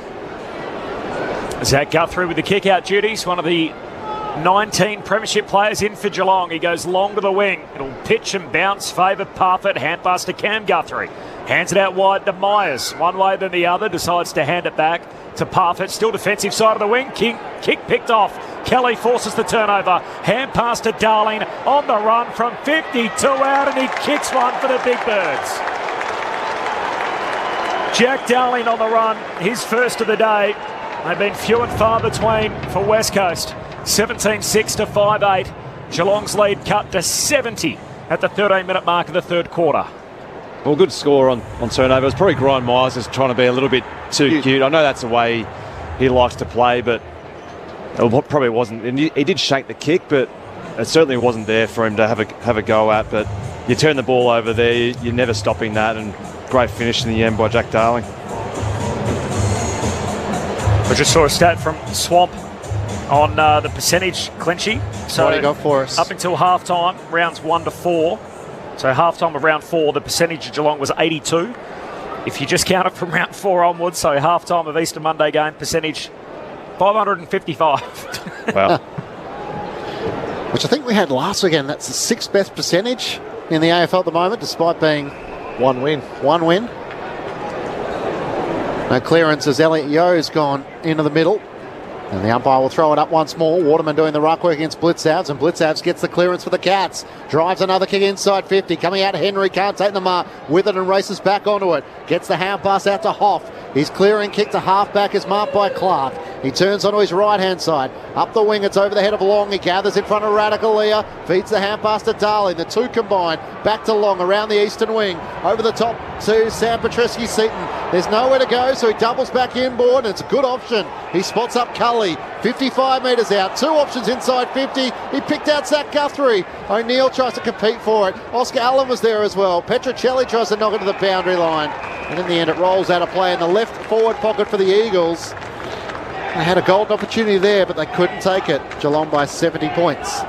No, they certainly did. They had probably 2 or 3 spares forward of the ball there, the Eagles, and he picked out the one Geelong defender out of all 3.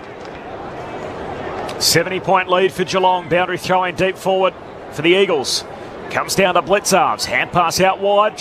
Guthrie bangs bodies with Clark, and the ball spills out of play. So a throw in. 35 out from the Eagles goal.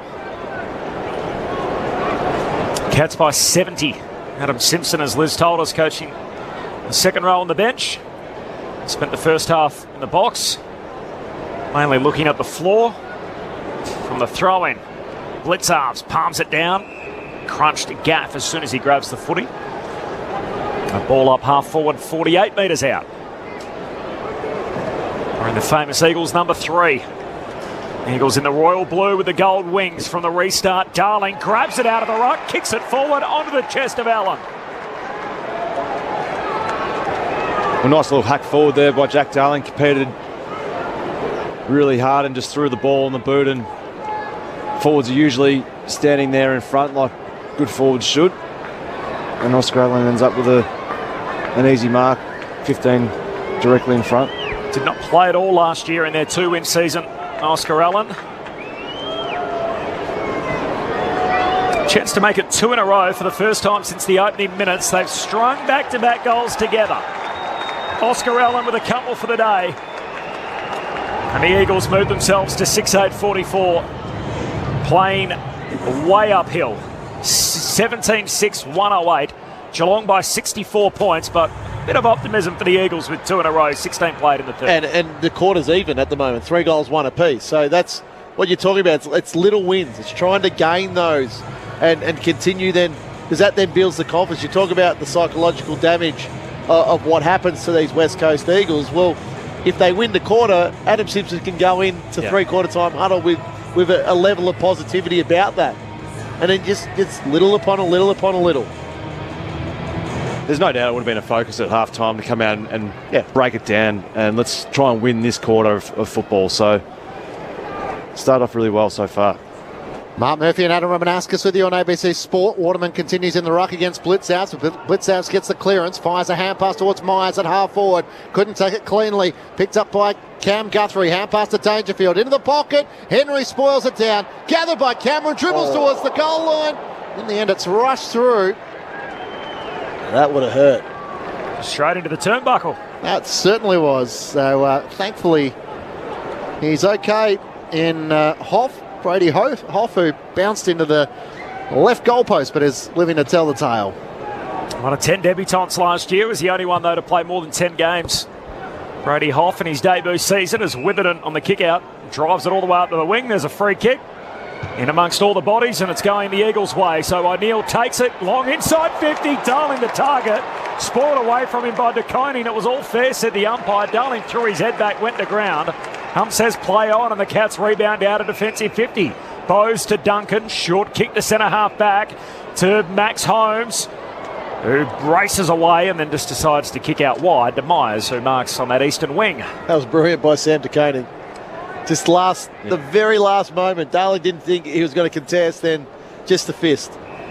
Cats by 65 points. He gets involved once more to Koning as he marks between wing and half back on the eastern side of the ground. Happy to return it back to Myers. Runs the boundary line.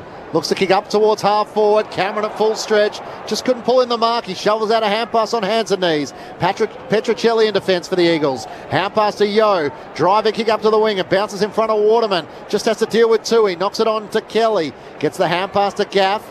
Hasn't had a lot of the footy. Chips it back to Jinby.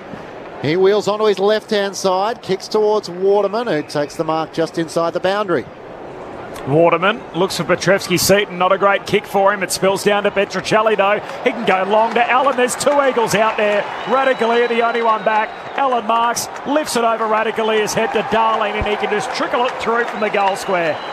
West Coast have kicked 3 in a row for the first time today. And Jack Darling with his second.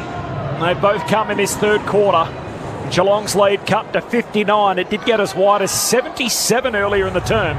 20 minutes played, third quarter, 17-7, 109 Geelong. West Coast, 7-8-50, Mark Murphy and Adam Ramanauskas. They're getting a couple of looks at the moment, Rama, because they're actually being a little bit more bold with the way in which they're using the football. It was a decision to come back in corridor. It was Sam Petrevsky-Seaton who created a contest and just opened up the Geelong defence, and there's been a couple of occasions that Sam De Koning's got there a couple of times, got a spoil in to save a couple of goals, but they're getting opportunities out the back at the moment, the Eagles. Still to come, Hawthorn and GWS from Norwood Oval. Of course, there is a call of that available on the ABC Listen app. Just look for the AFL Extra button. Elliot Yeo trying to get the clearance for the Eagles. Tackled and dispossessed, spills the way of Williams. He's stuck with the footy underneath him, and the umpire will ball it up. Yeah, and it's a good point, but they're getting him out the back because Geelong's defenders are being so aggressive in their positioning. No late changes there at the parade. Harry Ralston and Cam McKenzie, the subs for their respective sides this afternoon. Yo tries to sock it off the ground, gets the Eagles to half forward. Petrocelli slides in, won the footy against Radicale, gives it to Kelly, pokes it into the pocket. There's no one really there though. Bounces away from Stewart. De Koning gathers, hand pass away to Tui, got away from Oscar Allen, hand pass to Kolajasny, hard against the boundary, and then too wide for Myers, who's across the boundary line, and a throw in at left half forward for the Eagles. Geelong by 59 points as we tick past 20 minutes gone, third term on ABC Sport. Eagles historically have a good record at this ground, 9-4 at Adelaide Oval. They've only ever played the Crows and the Power here, 0-2 last year though by their record in 2022, and their average losing margin was almost 10 goals. We're in that realm again with the Cats leading by 59 from the boundary throw-in. The Eagles are able to win it back through Brady Hoff. Just kicks a high bomb down the wing. Stanley got hands to it, no mark. Spills down to Hunt, quick hands to Williams. Shoots it inside to Petrocelli. Petrocelli kicks goal and he's got it. West Coast with 4 on the bounce. And all of a sudden a bit of wind in their sails. Geelong by 53 points. It was as wide as 77. The Eagles with 4 unanswered at the other end. 8-8 to 17-7. And Jack Petrocelli, his first goal of the season, is also his 50th in AFL footy. Well, now they're comfortably winning the quarter, 5 goals to 3, and they've had a really nice little period there. I love Petrocelli's attack earlier on the ball at centre half forward. Just, sometimes in games like this, I'm not going to do that because I might get hurt. But Petrocelli attacked that ball. He's involved again here with the goal and using his speed. So just little things, little wins, another tick. As Rama said, a good quarter for the Eagles, 5 goals to 3. There's a chance for Dangerfield, couldn't emerge with the footy. It's Parr for the sub into the action for Stengel, who gets it for Geelong. Hand pass just missed Atkins, and it's picked up in the end by Edwards. Feeds the hand pass wide to Clark. Now Kelly gets involved in the chain. Hand pass to Petrocelli at right half forward. Looks inside 50s, one-on-one. Radicale and Allen. Allen almost took the mark. Knocks it to Waterman. He can't finish. Long was he shoved in the back. No whistle. And it's locked in at the top of the goal square. Umpire went to blow his whistle. Then Allen almost emerged with it. And now he's going to get a free kick for in the back. Reece Stanley in the eyes of the umpire. Fell in the middle of his back. And Oscar Allen will get the shot on goal from the top of the goal square at the Riverbank stand end. Yeah, well, good fight by Oscar Allen. Laid the tackle, had a strong contest in the air, and then went after it for his third effort and gets a free kick in the back. Well done.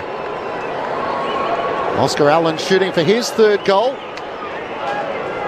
From point blank range, Allen comes in. Great finish. 5 goals on the trot for the West Coast Eagles, and the margin is back to 47 points. The Cats way 17-7, 109 to West Coast 9-8, 62. 23 minutes gone, third term. Liz Walsh on the boundary. Adam Simpson, who's now coaching from the bench, he's really enjoying this, becoming really animated, clapping his hands. You might also be thinking about a tactical sub, because Connor West has started doing a few runs along the boundary, stretching up now, and that's the first time he's got up from the bench today. And he should be clapping Adam Simpson. I think it's a terrific quarter of football now by the Eagles. So I find the Ratugolea experiment down back quite interesting.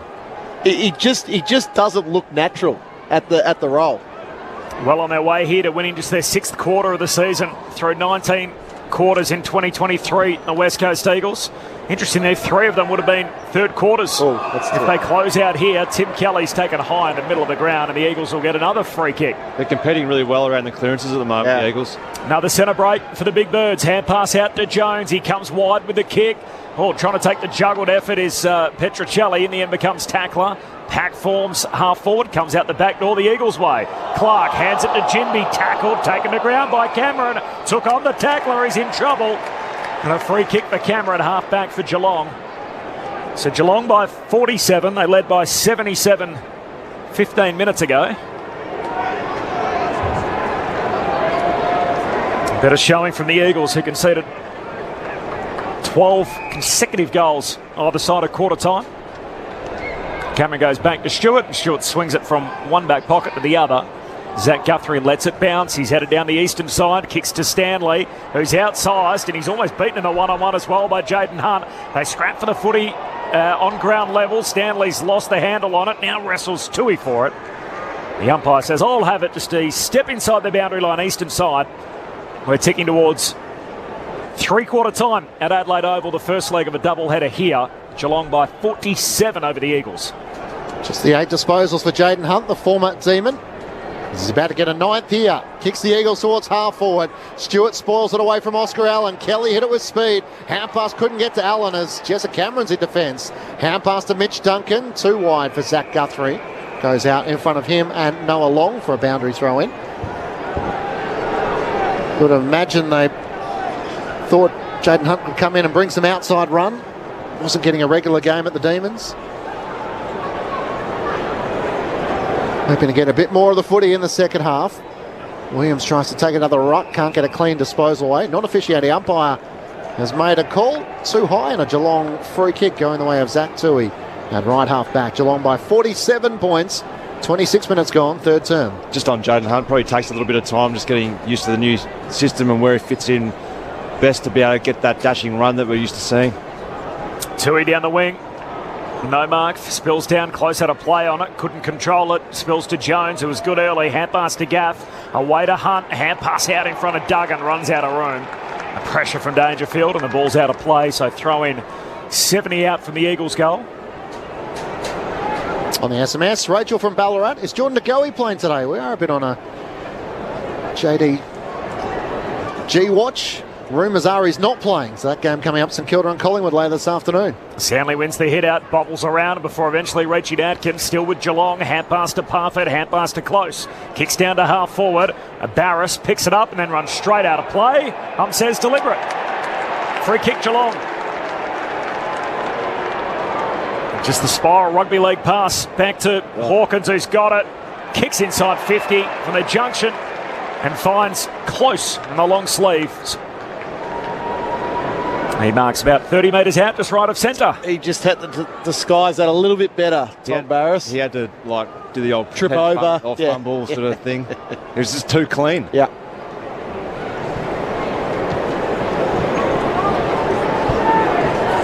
He's one of the 3 South Australians in the lineup for Geelong today. Brad Close from North Gambia. Vi Glenelg again to the AFL. A premiership forward. He threads it. And Geelong snapped the run of 5 consecutive West Coast goals. A second for Close. He becomes the 5th multiple goal kicker that Geelong have had so far today. They're 18-7-115 Geelong. They lead West Coast 9-8-62 as we approach the half-hour mark in quarter 3. So it's still interesting to see how Geelong react to this. I think on occasions like this, it's like, he'll do it. He'll run the extra 10 metres to lay a tackle, or he'll go and get on his hands and knees to get the ball out to me. So you're still gonna play the game out, and you don't want to be injured, but at the same time, you're still going to do the work. We talked a lot about Geelong at 0-3. Is there a concern almost that Hawthorn and West Coast? Oh, they've been easy kills. Yeah. So they win, but it'll be interesting to see what happens next. Obviously, with grand final rematch on Saturday night, their next appointment. Percentage up to 121, which kind of flatters them a little bit, but they've got, as Corby touched on, the Swans, the Bombers and the Crows in weeks to come. Liz Walsh on the boundary. West Coast have activated their sub. Connor West comes in for Ruben Ginbey, who I'm told is being managed. Thanks, Liz. So copped a poke in the eye during the second quarter. Now out of the match. Zach Tui trying to burst his way out of the middle of the ground. Spills to Blitzavs. Socket off the ground by Cam Guthrie. Can't clear Duggan though. Close taps it away. Got it from Jermaine Jones. Hand pass to Izzy Smith, who's run down. Spills the way of Ollie Henry right on 50. He's locked up. And the umpire will ball it up 48 metres out from the Cats' goal, heading to the Cathedral end in this third term. Geelong by 53 points. Tossed up in the air. Blitzouts wins down the tap, but straight to Hunt. His kick is smothered. It spills to Duggan. He's driven into the turf by Parfitt. And the umpire will toss it up. What will Chris Scott say, do you think, three-quarter time? Don't get injured, but play the game out. On the restart, Smith hands it away to O'Connor, kicks it high up and under the top of the goal square. Cameron's down there, carries over his head, and in the end Witherden sees it out of play next to the behind post. The reason I say that is because you don't get many chances in a season and I said this last week, to improve your percentage. Yep.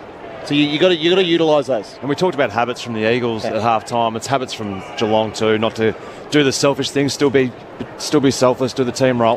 From the boundary throw in comes through to Cam Guthrie. He's locked up 40 metres out from the Cats' goal. We'll have a ball up.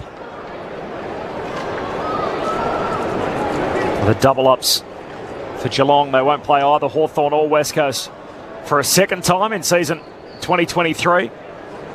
As Hawkins swats it down again.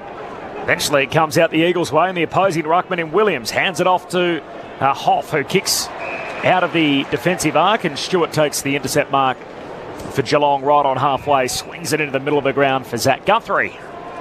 He looks to work it forward to Mitch Duncan. Takes it attacking side of the centre circles. Feeds the hand pass to the side to Zach Guthrie, who goes very short. They've got options aplenty. And the mark is taken by Collar Jasny. Edge of the centre square. Half forward for the Cats. Sends a high long ball inside 50. Close worked his way to the front as Parfitt put the block on. And there was just no body contact. The easiest of marks for Brad Close, and they're working in good symmetry, the Geelong forwards. So Jermaine Jones has been one of West Coast's better players today. 22 possessions, the leading possession winner on the ground. But when it's your turn to defend, you've got to defend. And he just simply didn't do it on that occasion. Yeah, you can't have those uncontested marks when it's a high long ball in from a slow play, can you? Brad Close having kicked the last goal of the match. A chance for his third, directly in front. 15 metres out. Comes in. Another one to the Cats.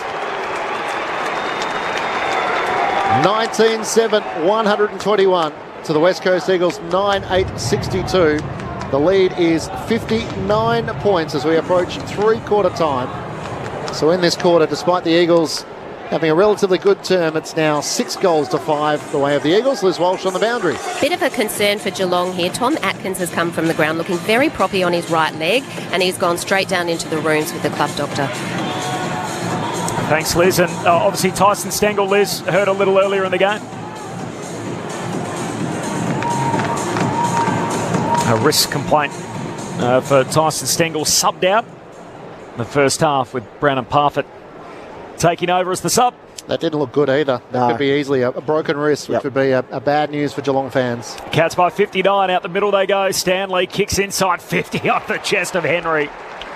And all of a sudden, if he goes back and kicks this, Geelong will edge the quarter. Yeah, they've just had a little disappointing period here, the Eagles, over the last 4 or 5 minutes, where they've sort of undone a little bit of their good work from earlier on in the quarter. They've just taken the foot off the pedal a little bit and just allowed guys just to have uncontested marks inside 50 and stroll out of the centre bounce there.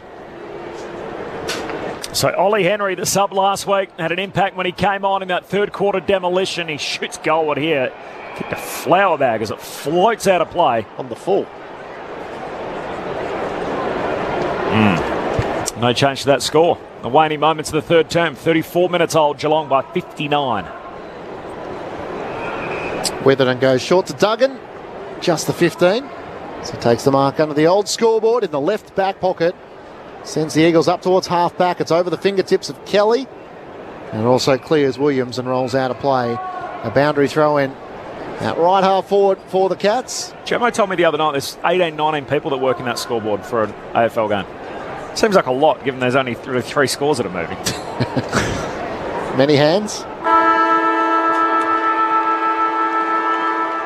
Siren sounds for three-quarter time here at the Adelaide Oval. It's Geelong leading by 59 points. 19-7, 121 the Cats to the West Coast Eagles, 9-8-62. So what was a pretty good quarter for the West Coast Eagles, kicking 6 goals. The Cats are able to finish with the last 2 goals of the quarter to put on 5 on the scoreboard themselves.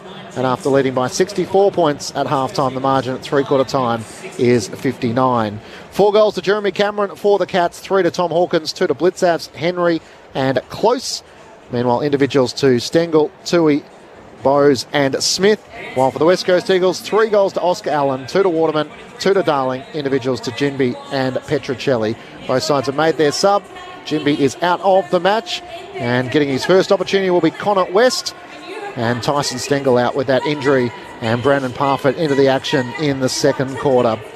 Great to have your company on Sunday Grandstand AFL. Don't forget, there's still a game to come. St Kilda and Collingwood to close out Gather Round. This is Grandstand AFL on ABC Radio, ABC Sport Digital, and now streaming on the ABC Listen app. We are one, but we are many, and from all the lands on earth we come. We share a dream, and sing with one voice. You're listening to ABC Radio.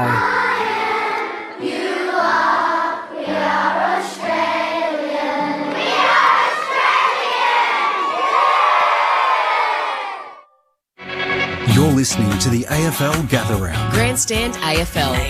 On radio, ABC Sport Digital. and now streaming every match on the ABC Listen app. Myers at half forward, gives it to Parfitt, high kick to Hawkins, looking back over his shoulder, running back with a fly to the footy, it just got there at his fingertips, completes the juggled attempt. Hawkins on his way in, he has 4-2. More of the same for Geelong. Kelly forces the turnover, hand pass to Darling, on the run from 52 out, and he kicks one for the Big Birds. And now he's going to get a free kick for in the back. Oscar Allen shooting for his third goal from point blank range. Allen comes in. Great finish. 5 goals on the trot. Hawkins, who's got it, kicks inside 50 from the junction and finds Close in the long sleeve. Premiership forward, he threads it, and Geelong snapped the run of 5 consecutive West Coast goals.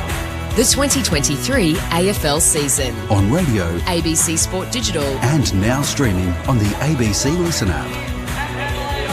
Three-quarter time from the Adelaide Oval Gather Round, round 5 of the AFL. It's the Cats leading by 59 points, 19-7, 121 to the West Coast Eagles, 9-8-62.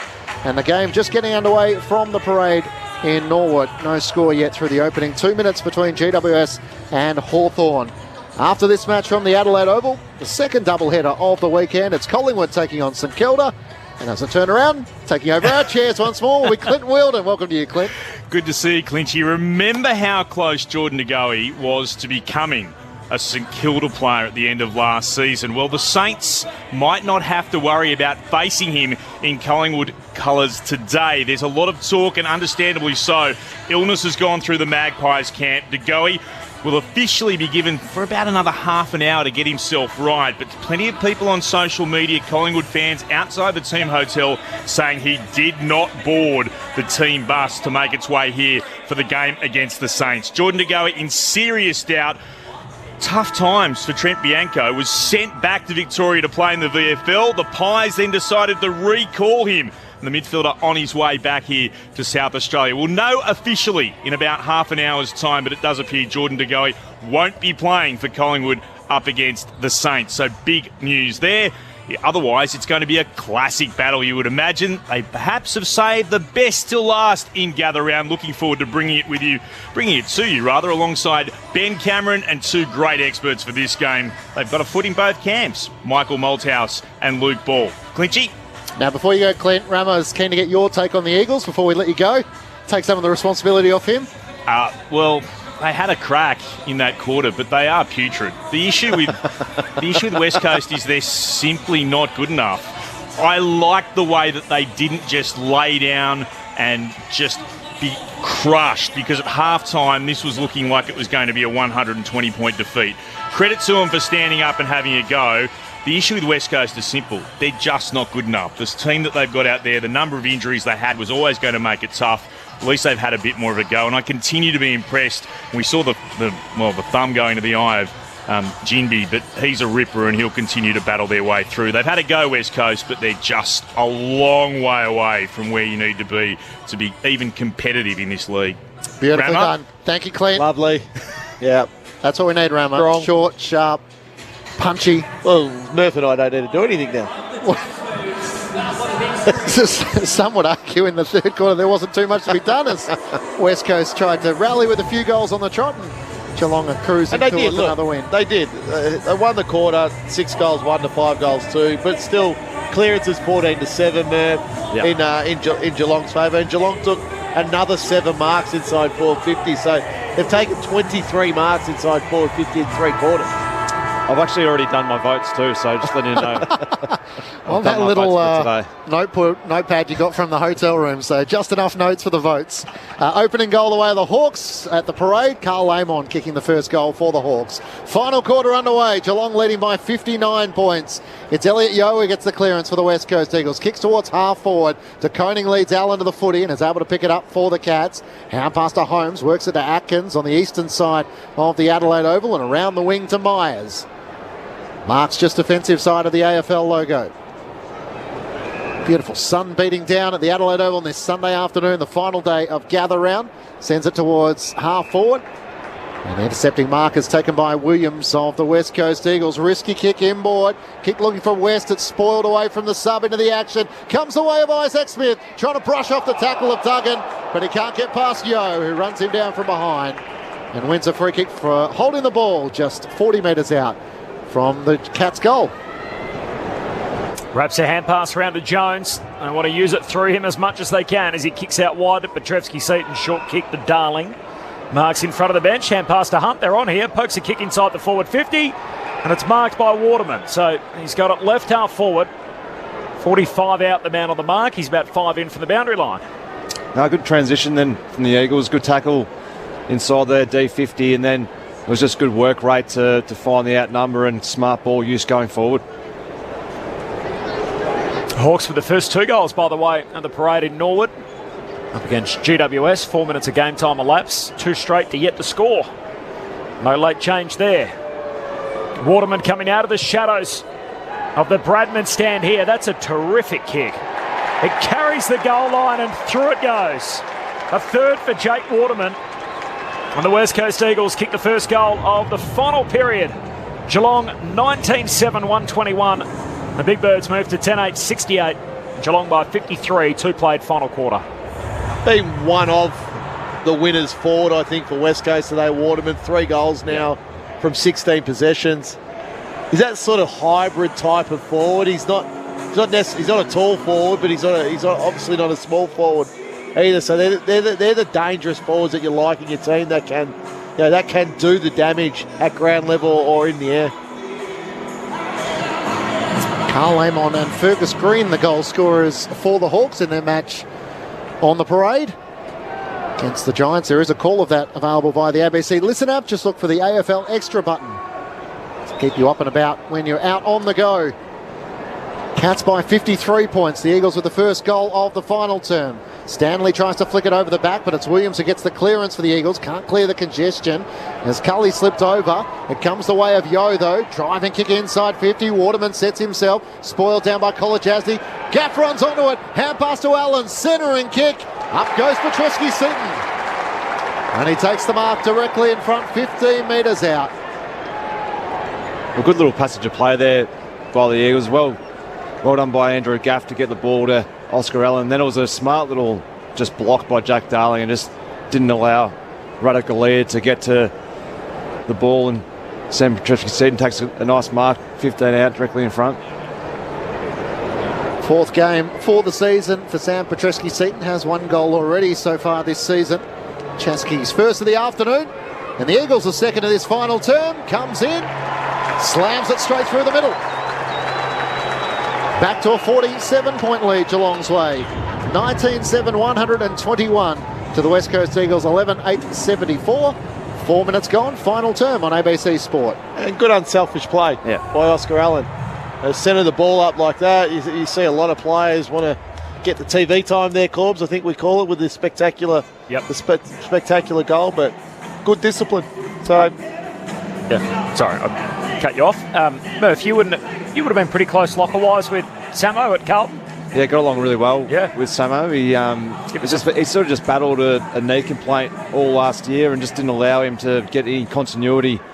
So hopefully he's had a strong pre-season and has seen the back of that knee trouble. Paint a picture for us. What kind of bloke was he? Any fun facts for us? No fun facts. Good man though. Yo, hand pass forward to Gaff. Hurried kick out of the middle of the ground as De Koning spoils away. Waterman's onto it. He's tackled without the footy. Waterman's going to get a free kick here. So 30 metres out, right half forward. He's about 5 in from the boundary line. If he kicks this, all of a sudden the Eagles have got the first 3 of the quarter. I actually do have a fun fact about him. Here we go. He is called Cowboy because he's used to be on the rodeo. Wow. Yeah. Now back WA.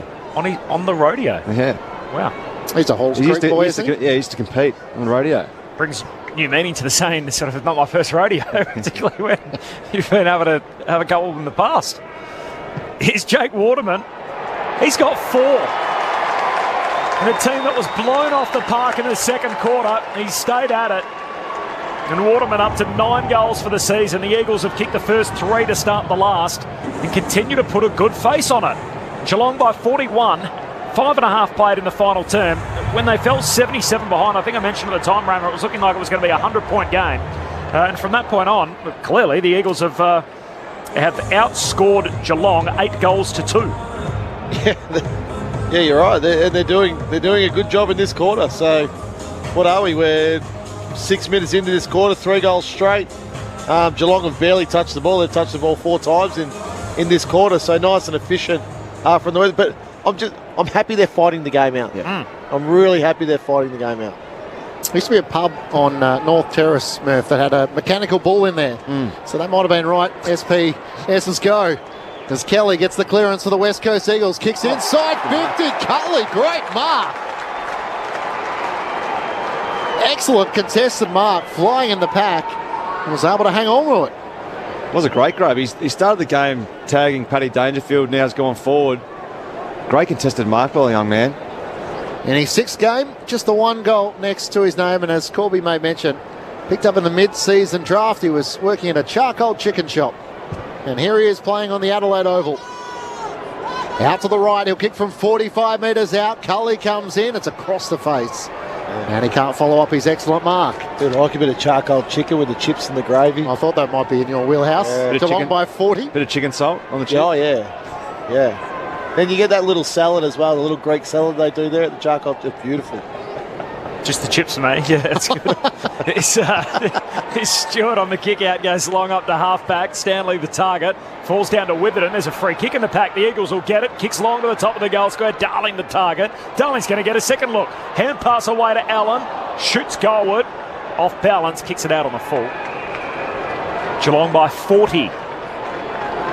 7.5 played final term. All of a sudden, the South's looking the other way around through the first 7.5 minutes. Geelong just 5 disposals in the quarter. West Coast 23. And the Eagles 3 goals won. Geelong yet to score in the term. 5 inside 50s to 1. Stewart's long kick out of defence. Up towards Stanley, who flies at marks uncontested at a left half back. It's up around the eastern wing. Sends it in the direction of Hawkins. 1-on-1 with Barris. He spoils it down. Umpire calls play on as Duggan tries to knock it out. Close lays the tackle. Atkins trying to dislodge the footy. He can't do so. And it's locked up on the eastern wing.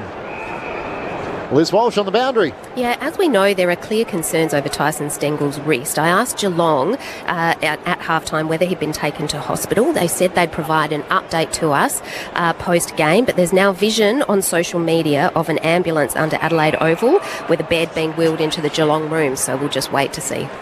Great work. Thanks, Liz. So no good for Tyson Stengel. Looks like he's going to miss a little bit of footy. Free kick going the way of the Eagles at right half back. Brady Hoff is going to take it. Just kicks to a contest on this occasion. Competing in the air is Edwards, and the ball's knocked out of play, so boundary throwing. So, Corbs, here's the interesting part about that. So that was in a tackle. Yep. So players are getting suspended for potential to cause injury at the moment. Mm-hmm. That tackle caused an injury. Yep. Was it a dangerous tackle? It was in that motion. Yep. It'll get looked at. Boundary throw-in. They all miss it. And Max Holmes goes racing through with max speed as he turns and kicks it inside the forward 50. It's intercept marked by Barris. Cross half back. Sweeps a hand pass to Yo. Kicks it into oncoming traffic. Myers out after the footy along with Clark. Clark hands it back to Yo. He's tackled. Sits on top of it. The ump says, I'll have it. And a ball up 60 out from the Geelong goal. It was actually paid a free kick for a dangerous tackle too, that one. So it'll be interesting to see if there's anything to worry about from a tribunal point of view. This is the partner, and you know as good as I know, accidents happen in our game, unfortunately. 40-point lead for Geelong as it's helped over the boundary line by Clark. We'll have a boundary throw in here, half forward for the Cats, coming home to the Riverbank stand end. 10 minutes into the final term, Geelong by 40. At Norwood Oval on the parade, Hawthorn 2-2-14 to the Giants, one behind. The other one will get Liz Walsh to keep an eye on. Patrick Dangerfield sitting on the bench. He sort of looks like his day's done. 40-point leaders. Close gets the clearance. Kicks into Duggan. A chance for Isaac Smith. He works it forward to Henry. Pokes it over the top looking for Myers or Cameron. It clears Cameron and Rotham. Onto it O'Connor. Good tackle from Jaden Hunt. Ball spills towards the boundary line. And Jeremy Cameron can't keep it in play. So the Eagles have kicked 3 goals to none in this final term. So they get the margin from 40 points to I reckon 20-something. Terrific second half there. That's what you would say. Would that take a bit of the gloss off Geelong's win? If they kick another couple? Yeah, definitely. Yeah. Cam Guthrie can't break clear. He's tackled and the ball is dislodged. O'Connor beaten to it by West. Sub into the action. He tries to bounce off Zach Guthrie and O'Connor. Umpire lets it go as Kelly's hand pass straight to Myers. Kicks inside 50. Jeremy Cameron had it spoiled away from him. Hand pass comes out. Jaden Hunt was bumped as he got his kick away, having received the hand pass from Williams, and it'll be a downfield free kick. Waterman's going to take it for the Eagles at left half back. Waterman passes to Darling as a free kick. The out of zone umpire. Trying to work out who he's saying gets the footy. I think it's West Coast. It's just downfield. Darling's looking around thinking, what on earth are we doing? No, he's handing the ball to Waterman. So free kick for Jake Waterman. I don't think anyone knows where the mark is. So it must have been a 50-metre penalty from where Waterman had it. So this is was it double 50? So he's gone from... Now Waterman's coming off the ground. No, the umpire is setting the mark. Waterman, he's coming up. Now the ball's going to Darling. And it's coming back to where Darling had it originally, where he took the mark, and the only thing that's changed is every player on the ground's been able to fill up inside the Eagles' forward 50. How is that advantageous to the Eagles at all? Crazy. Kick goes inside the forward 50. Pack forms. Plenty of players there at the drop. Makes its way through to Edwards. Hand pass away to West, the sub who's on the ground. Hand pass to Long. Gives it to Duggan. Kicks to centre half forward. And Hoff beaten in the one-on-one by Izzy Smith at centre half back. He kicks it to the wing in front of Holmes. Chase after that, and he does so. Sockers it away from Rotham. Rotham thought it was going to go out. He had the arms outstretched. It stayed in. Holmes' hand pass to Henry. Back to Max Holmes. He's on the run at left half forward. Long raking kick to Hawkins. Clears him. Close on the goal line. Will finish the goal. Brad Close with his third. A beautiful transition from the Cats, in which Max Holmes played a key part in that. Geelong have their first goal of the final term. Ironically, it was Close who kicked their last goal of the match. The Cats by 46 points, 27-127 to the Eagles 12-9-81. How smart was that by Isaac Smith? He just kicked it out in front of Max Holmes. So go and get it. Yeah. He saw it with Max Holmes. He's like, you're the quickest bloke out here. I'll just put it out in front. You do the rest. But what work rate from the young fella too. As soon as he saw Isaac Smith about to mark that, he just took off, didn't he? Sort of when Holmes won that first ball, Rotham's got to stop him there so he can't come and get the second ball. Get the bumpers up. Yeah. What do you reckon I've been Googling, Murph? Isaac Smith. Petrevsky, Seaton, Kicking. Cowboy. Oh, okay. I've got some quotes for you to read in just a moment. As Geelong lead it by 46 points. Hurried soccer out to the wing for the Cats. Gets to Tui. Hand pass away to Dangerfield. So he's on now. Have to call in his heels to start the term, and he's felled after getting rid of the footy. So a downfield free kick against Yo.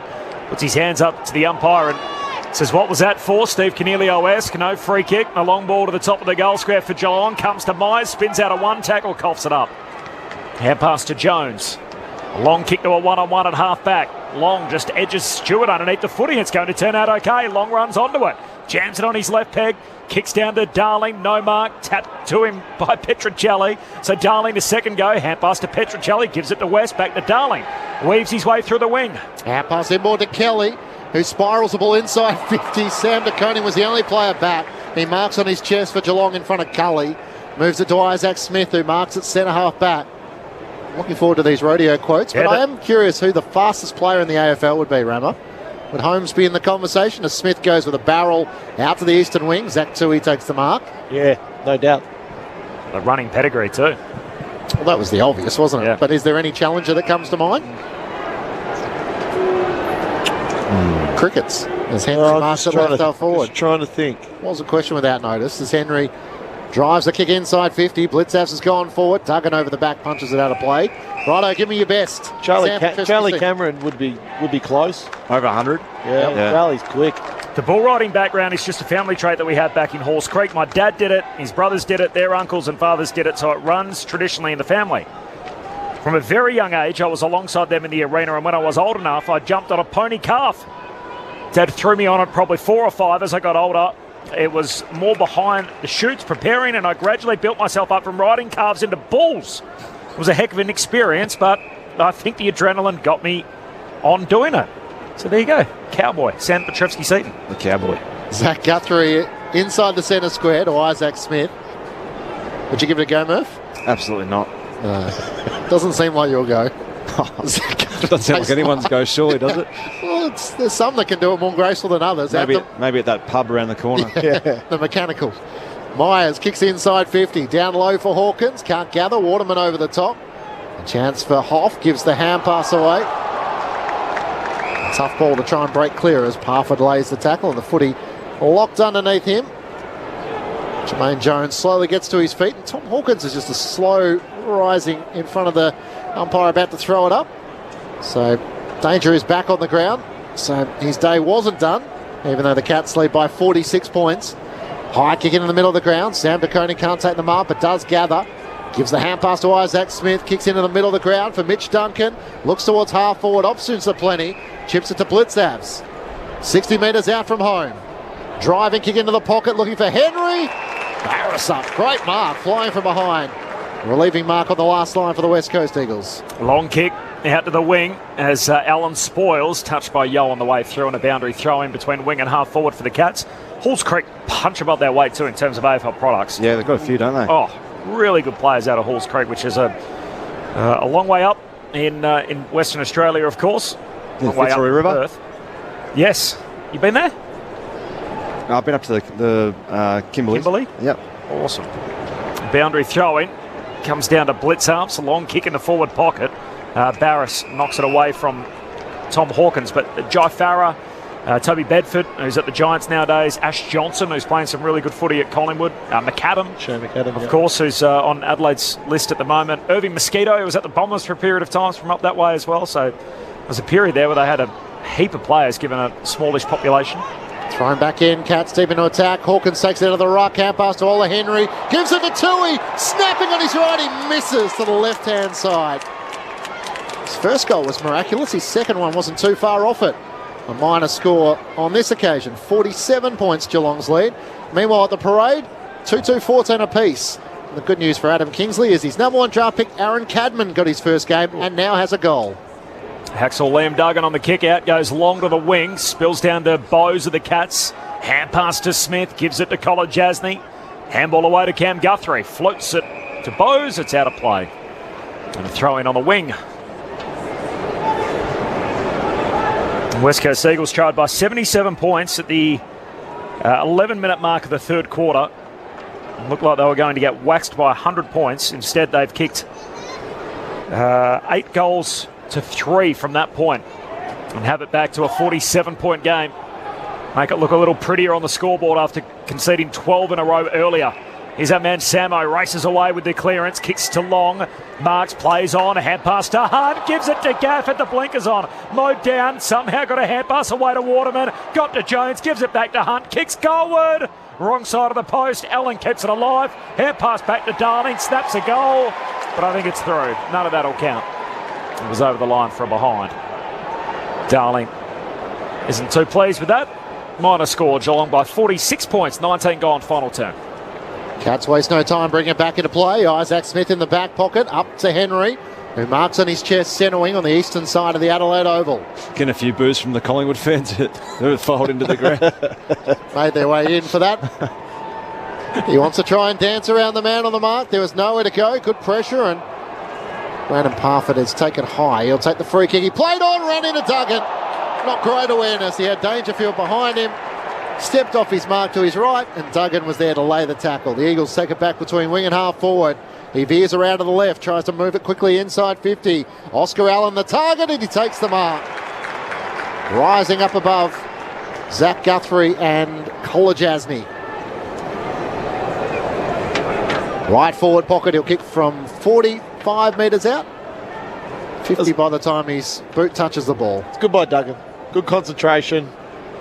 Parfitt was faking handballs. He didn't fall for him. Then eventually got that tackle. Well done.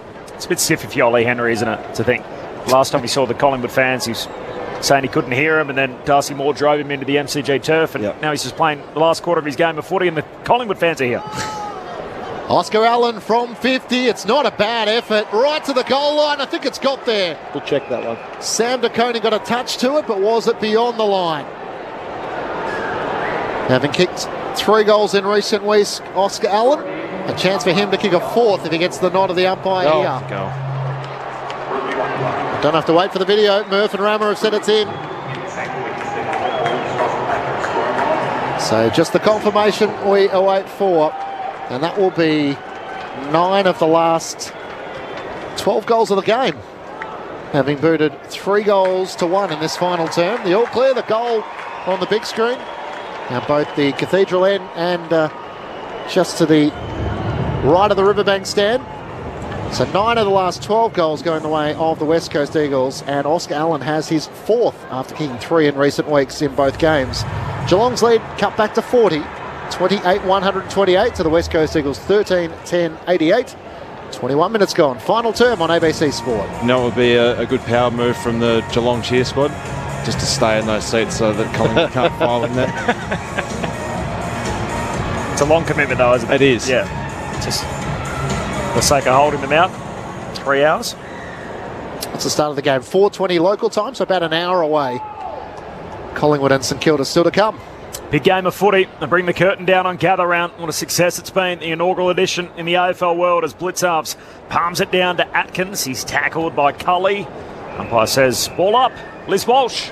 Yeah, just interesting to note that at that last bounce, The Geelong doctor went out and had a very long conversation with Patrick Dangerfield. No idea what they were talking about, obviously, but just interesting to note. Thanks, Liz. He's out there at the moment with Gaff, as you mentioned. So, and this ball up as it comes down the way of Parfitt. Hand pass away to Bowes. He's tackled. Says, I'll have it. So we mentioned a couple of times Geelong-Sydney. Interesting game next Saturday night. Grand final rematch. Cats will unveil the flag. First home match at Cadinia Park. So they've got 9 of those to come. They get themselves to 2 and 3. The Eagles hurried kick forward, but the Cats win it back. Parfitt from centre half back. Not a great kick, just trickles away to Dangerfield. Hand pass to Guthrie. Steps around Witherden with ease and then heads down to half forward, shielding his eyes from the sun. Cameron flies for it, no mark. Oh, Hoff turns straight back into trouble. Tackled, got a hand pass away under pressure. Gaff for the Eagles on the back flank. Hand pass to Rotham, to Edwards. He gives it to Hunt by hand, and then a quick hand pass to Cully. They're cutting through the middle. Rotham gets another touch. Hand pass on to Petrocelli. Moves it forward to O'Neill. He's run down. Tui's got him. Great closing speed. Chase down tackle for Zach Tui. Wins it back for the Cats. Geelong by 40. Time on in the last. Searching ball for Max Holmes, who strides into the middle of the ground. Chip ball on the bounce for Atkins. Gives it back to Holmes. Tucks the footy under his arm. Sends it out wide. Searching for Close. On the bounce he gathers. Hunt tries to corral him. Hand pass into the pocket for Henry. Can he keep the ball in play? Hand pass over the top to Myers. Little fumble that allows Duggan to see it out. And a boundary throw in the left forward pocket for the Cats at the Riverbank stand end. Geelong by 40 points. I think Chris Scott would have loved seeing Zach Tui just put in the hard yards and really chase down tackle when the game's well and truly done. Doing that from your senior players, love to see that. Hawks by a point over the Giants, approaching quarter time there. It all opens up in front of Max Holmes, who fires from the left forward pocket and joins the list of goal kickers for the Cats. 21-8, 134 to the West Coast Eagles, 13-10, 88. The margin is 46 points at the 24-minute mark of the final term. Just couldn't believe how much space he ended up with after the boundary throw-in. We'll get used to having some space, Max Holmes, because he's so quick. He's put on a real display in this game. Just his burst and his speed. Just such a great addition to that midfield, to have someone who's so young and so quick and powerful to be able to break the lines and to hit the scoreboard as well. Not bad. 34 goals in this match. Yeah. I half thought after the Eagles kicked 5 in a row, the Cats might have put the foot down again, but they've almost just kept it in second gear and cruise through to the end. Like, West Coast have been pretty efficient. They've had 23 scoring shots from 44 inside 50s. So Allen's kicked 4, Waterman's kicked 4, Darling's kicked 2. So they're actual forwards, they're tall forwards, mid forwards have done well today. The only issue is the other team kicked 12 goals in 35 minutes of footy, which really decided the game either side of quarter time. Cam Guthrie comes out of the middle and kicks to centre half forward, but Duggan takes the intercept mark. Hand pass out to Witherden. So what I'm saying on that there now, Corb, is you fix the source because the forward line's okay. Mark taken by West, feeds a hand pass forward, missed his target, out of play. It's Connor West, the sub. He's part of the 22 last week, had 11 and kicked a goal against Melbourne. He's the son of Robbie West, who of course played for West Coast and Footscray, as a Sandover medalist.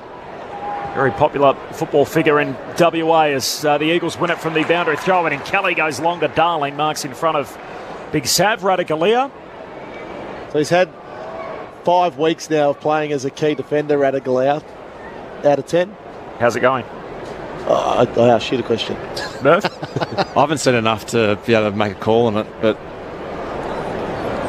he can add a bit if he's learning the craft of playing his role in a system. So it'll take a bit of time. Darling shoots goalward. Usually a good finish. He puts it across the face and it's helped through off hands for a minor. I don't think he'll be holding Jack Henry out of the side when he's fit. I think that's probably the best way to put it. Short injury list. Buse concussed last week. Rowan suspended. Jack Henry and Menegola, the other 2 out for the Cats. Jack Henry's still a little while away, so he'll get a few more weeks. Sava Radagalia. Kolajasny sends it up to the wing. Henry competes. He's tackled by O'Neill. Umpire circles and will ball it up. You told me there'd be 5 players who would kick 4 goals in this match, Rammer. Yeah. I would have said 4 of those 5 will be Geelong players. It's been a good return from Oscar Allen. from Waterman alongside Cameron, Hawkins and Close. Probably Oscar Allen's return, 14 goals from 5 games. He's continued to get a bit of consistency and continuity in his footy. Stanley wins down the tap. It bounces off a couple of players and goes out of play. Cats leading by 45 points as we're playing out time. 27 minutes gone. Final term on ABC Sport. And on the parade at Norwood, it's the Hawks leading by a point at quarter time there. Thrown back into play. Williams wins down the tap. Trying to hit it with speed was Hunt, but left the footy behind. Picked up by Bowes. Drives a kick inside 50. Eagles have a loose in defence. The mark is taken by Witherden. Kick into the middle of the ground over the head of O'Neill. Gaff tries to knock it on. Stewart beautifully picked it up despite being off balance. Gets it to Cam Guthrie to Parfitt. Chips it out to Danger. On 50. Wheels onto his left. He's got Henry in the goal square. Picks up the half volley. Turns on his right. And jams it across the face. Only from about 6 or 7 metres out, but couldn't finish. A difficult shot across his shoulder. 46 points is Geelong's lead at the 28-minute mark of the final term. Hacksaw Liam Duggan comes out to half-back when the long kick, and Barris takes the mark. Goes short to Hunt. Former Demon. His first year in his new colours. The 1-2 with Rotham. Now Hunt just pulls his kick out wide for Noah Long. And the teenager loads up, kicks it inside the forward 50. Darling in the pack, big Sav spoils. Down into the path though of Gaff for the Eagles. His hand pass a turnover to Koning, gives it to Kolajasny. Spins out of the tackle from West. Hand pass to Atkins, goes out wide to O'Connor. He's tackled out of play. Nice work from Noah Long. What do you know about him, Rammer? He's obviously in the draft class from last year. The Eagles' 5th pick 58, a Geelong grammar boy. Yeah, Bendigo Pioneers had trouble with the shoulder injury last year, so he probably should have been a higher draft pick. Just didn't play enough football, so West Coast are really happy with him. Looks like he can go. Thrown back into play. Stanley can't knock it clear. Kelly tries to get it clear for the Eagles. Dislodged with the tackle. Holmes' hand pass into the ground, middle of the ground, picked up by Witherden. Kicks inside 50. Allen comes leading out, beaten to the footy by Sam de Koning, who spins out of traffic. It's a Geelong player down I'll keep an eye on. I think that's Stanley as O'Neill for the Eagles. Hand pass to Gaff. Away to Long, centering kick. Just missed Oscar Allen, who was coming out of the lead, and Zach Guthrie stood in the hole and took an impressive mark. I think it's some kind of head knock, Clinchy. I don't know if it happened contact with another player or his head on the ground. Wait and see a replay, but he's sort of got up and looked a little dazed, holding his head. He's now with the trainers. So kick comes out wide from Zach Guthrie. Down to Dangerfield. Hand pass to Bowes. Hurried kick in the middle of the ground. Parfitt's on here if it can just sit for him. He collects. Hand pass away to Atkins. Running shotgun. Receives. Kicks inside 50. Here's Ollie Henry. Takes the mark in that channel at right half forward. He's got it 45 metres out. It's got better as the game has worn on, Atkins. He had a terrific year last year. He was one of the difference makers in the team, but he has started the season quite slow, Atkins, this year. 6th in the BNF last year. Here's Ollie Henry. Get to play with his brother Jackson's making the move back to Geelong. He kicks goalward but misses near side. Now behind. Geelong by 47. Stanley comes off with the 2 trainers. He's walking by himself though, which is good news. Liz Walsh will be in the rooms post-game. We hope to get an update on Reece Stanley then. Team's in for the second match to follow. Jordan DeGoey is out, replaced by Will Hoskin-Elliott in the selected side. Tom Wilson and Jack Vitale, the subs for this afternoon's second match coming up from the Adelaide Oval. So just repeating that news, Jordan DeGoey is out. There's been a lot of speculation all day. Tom Stewart kicks inside 50, close in from the side, can't take the mark. Barris has it locked to his chest as Parfitt lays the tackle in the right forward pocket for the Cats. Is there time for one more? Just the 2 goals in this final term Geelong's way. Dangerfield tries to take it out of the ruck. He's tackled. Non-officiating umpire blows his whistle. A free kick going the way of the West Coast Eagles. And Witherden will get the last kick of the match. It looked like we're heading for a demolition job. Geelong's way in the third quarter, but the West Coast Eagles showed plenty of fight to finish with 9 of the last 13 goals of the match. And the Cats get a percentage boost, but not as big as it could have been. Geelong by 47 points. We are Geelong, the greatest team of all. We are Geelong, we're always on the ball. We play the game as it should be played, at home or far away.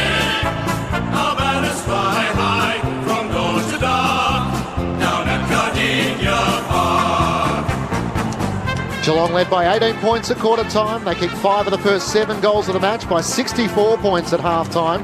They got it out to 77 points, the highest margin in the match during the third quarter. But then the West Coast Eagles kicked 10 goals to 7 after half time, and the Cats run out 47-point winners, 21-10, 136 to the Eagles, 13-11, 89. We are Geelong, the greatest team of all. We are Geelong, we're always on the ball.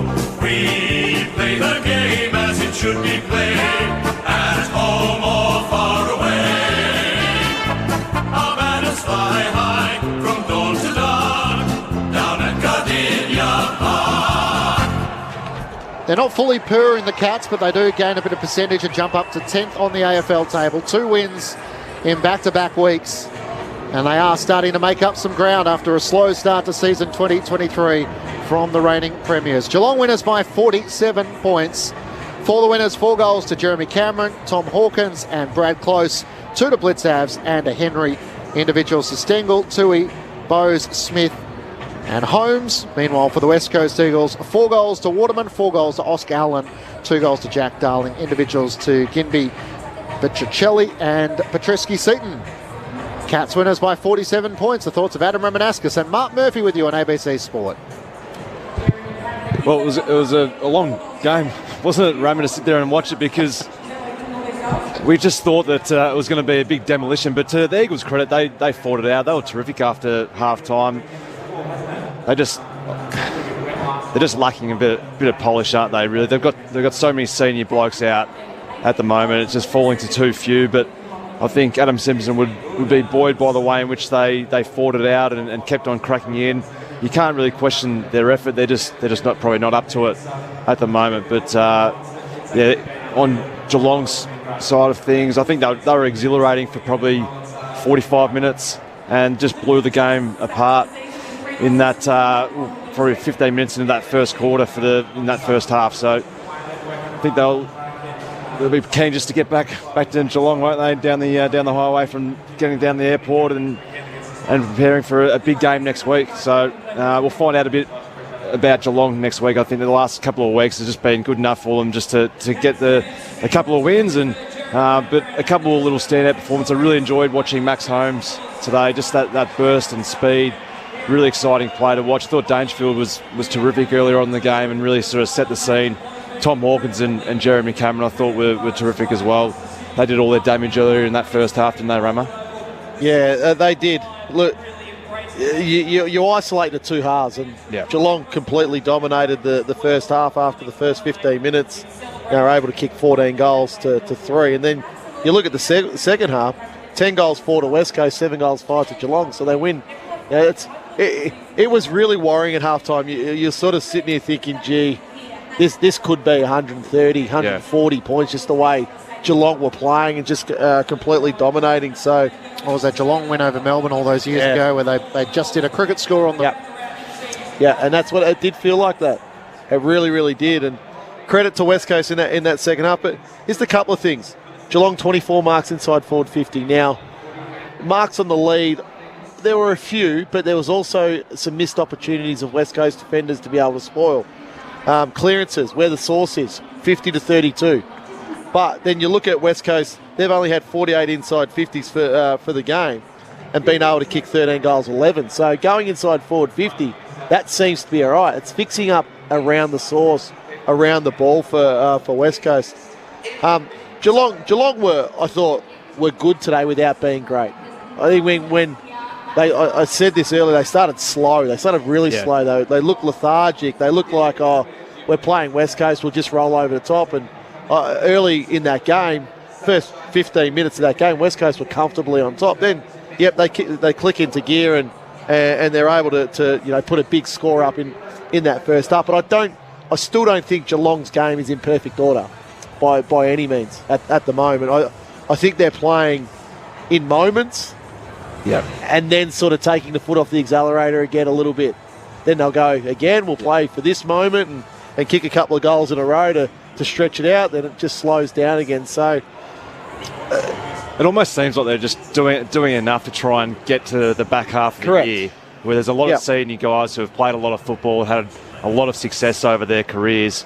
Speed of the game comes away a little bit. Yeah, once they get through the season and towards the back half of the year, that's when they'll want to really fire up and play a solid four-quarter performance. They've done enough over the last 2 weeks in patches, as you said, Roman, just to put the game to bed and do enough. And it was almost like Paddy Dangerfield was going to have the last quarter off there at the start. They thought, we better get him back on.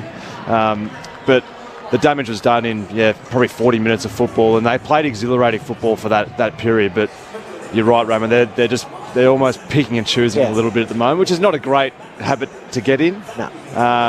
But you just feel that the back half of the year, that's when they want to be playing that four-quarter performance, and that's when I think they'll really be on edge for the majority of the game. It's got to be human emotion, though, doesn't it? I mean, you played in a really dominant team, Rama, where when you can put your foot on the gas like that and burn off teams, and particularly when it's such a mismatch the last couple of weeks, where surely the whole situation doesn't motivate you as much as what it otherwise might. If you're playing a blockbuster game at the G or a grand final rematch or a big team, and you play West Coast, who they were able to burn off in really half an hour. You're at Adelaide Oval in the early fixture. There's the ground's half full or the third full, with the majority of people coming for the late game. You can understand how the motivation level is perhaps not where you'd expect it to be for the full 4 quarters. Then flip it the other side. Is the ruthlessness there? Yep.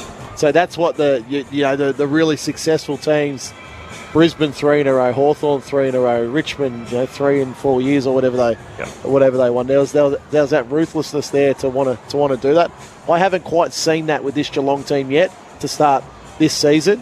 Whether it's pacing themselves or whether it's potentially complacency. Yeah. I don't think it's complacent. I think it's pacing themselves more than anything. Yep. So, I think if they were complacent, they're probably letting West Coast kick more goals early. I think it's just more of a pace thing where, I've got to run that little bit faster to get there. I've got to put my head over the ball a little bit more often here. Or actually, I've got to burst through this stoppage at pace. Or actually, I've got to go and run an extra 10 metres to lay that tackle. Like Zach Tui at the end there, that was fantastic. So that's not complacency. Yep. But if you don't need to do that for 2 hours and you win by 47 That's points. That's right. So it's pacing. Yep.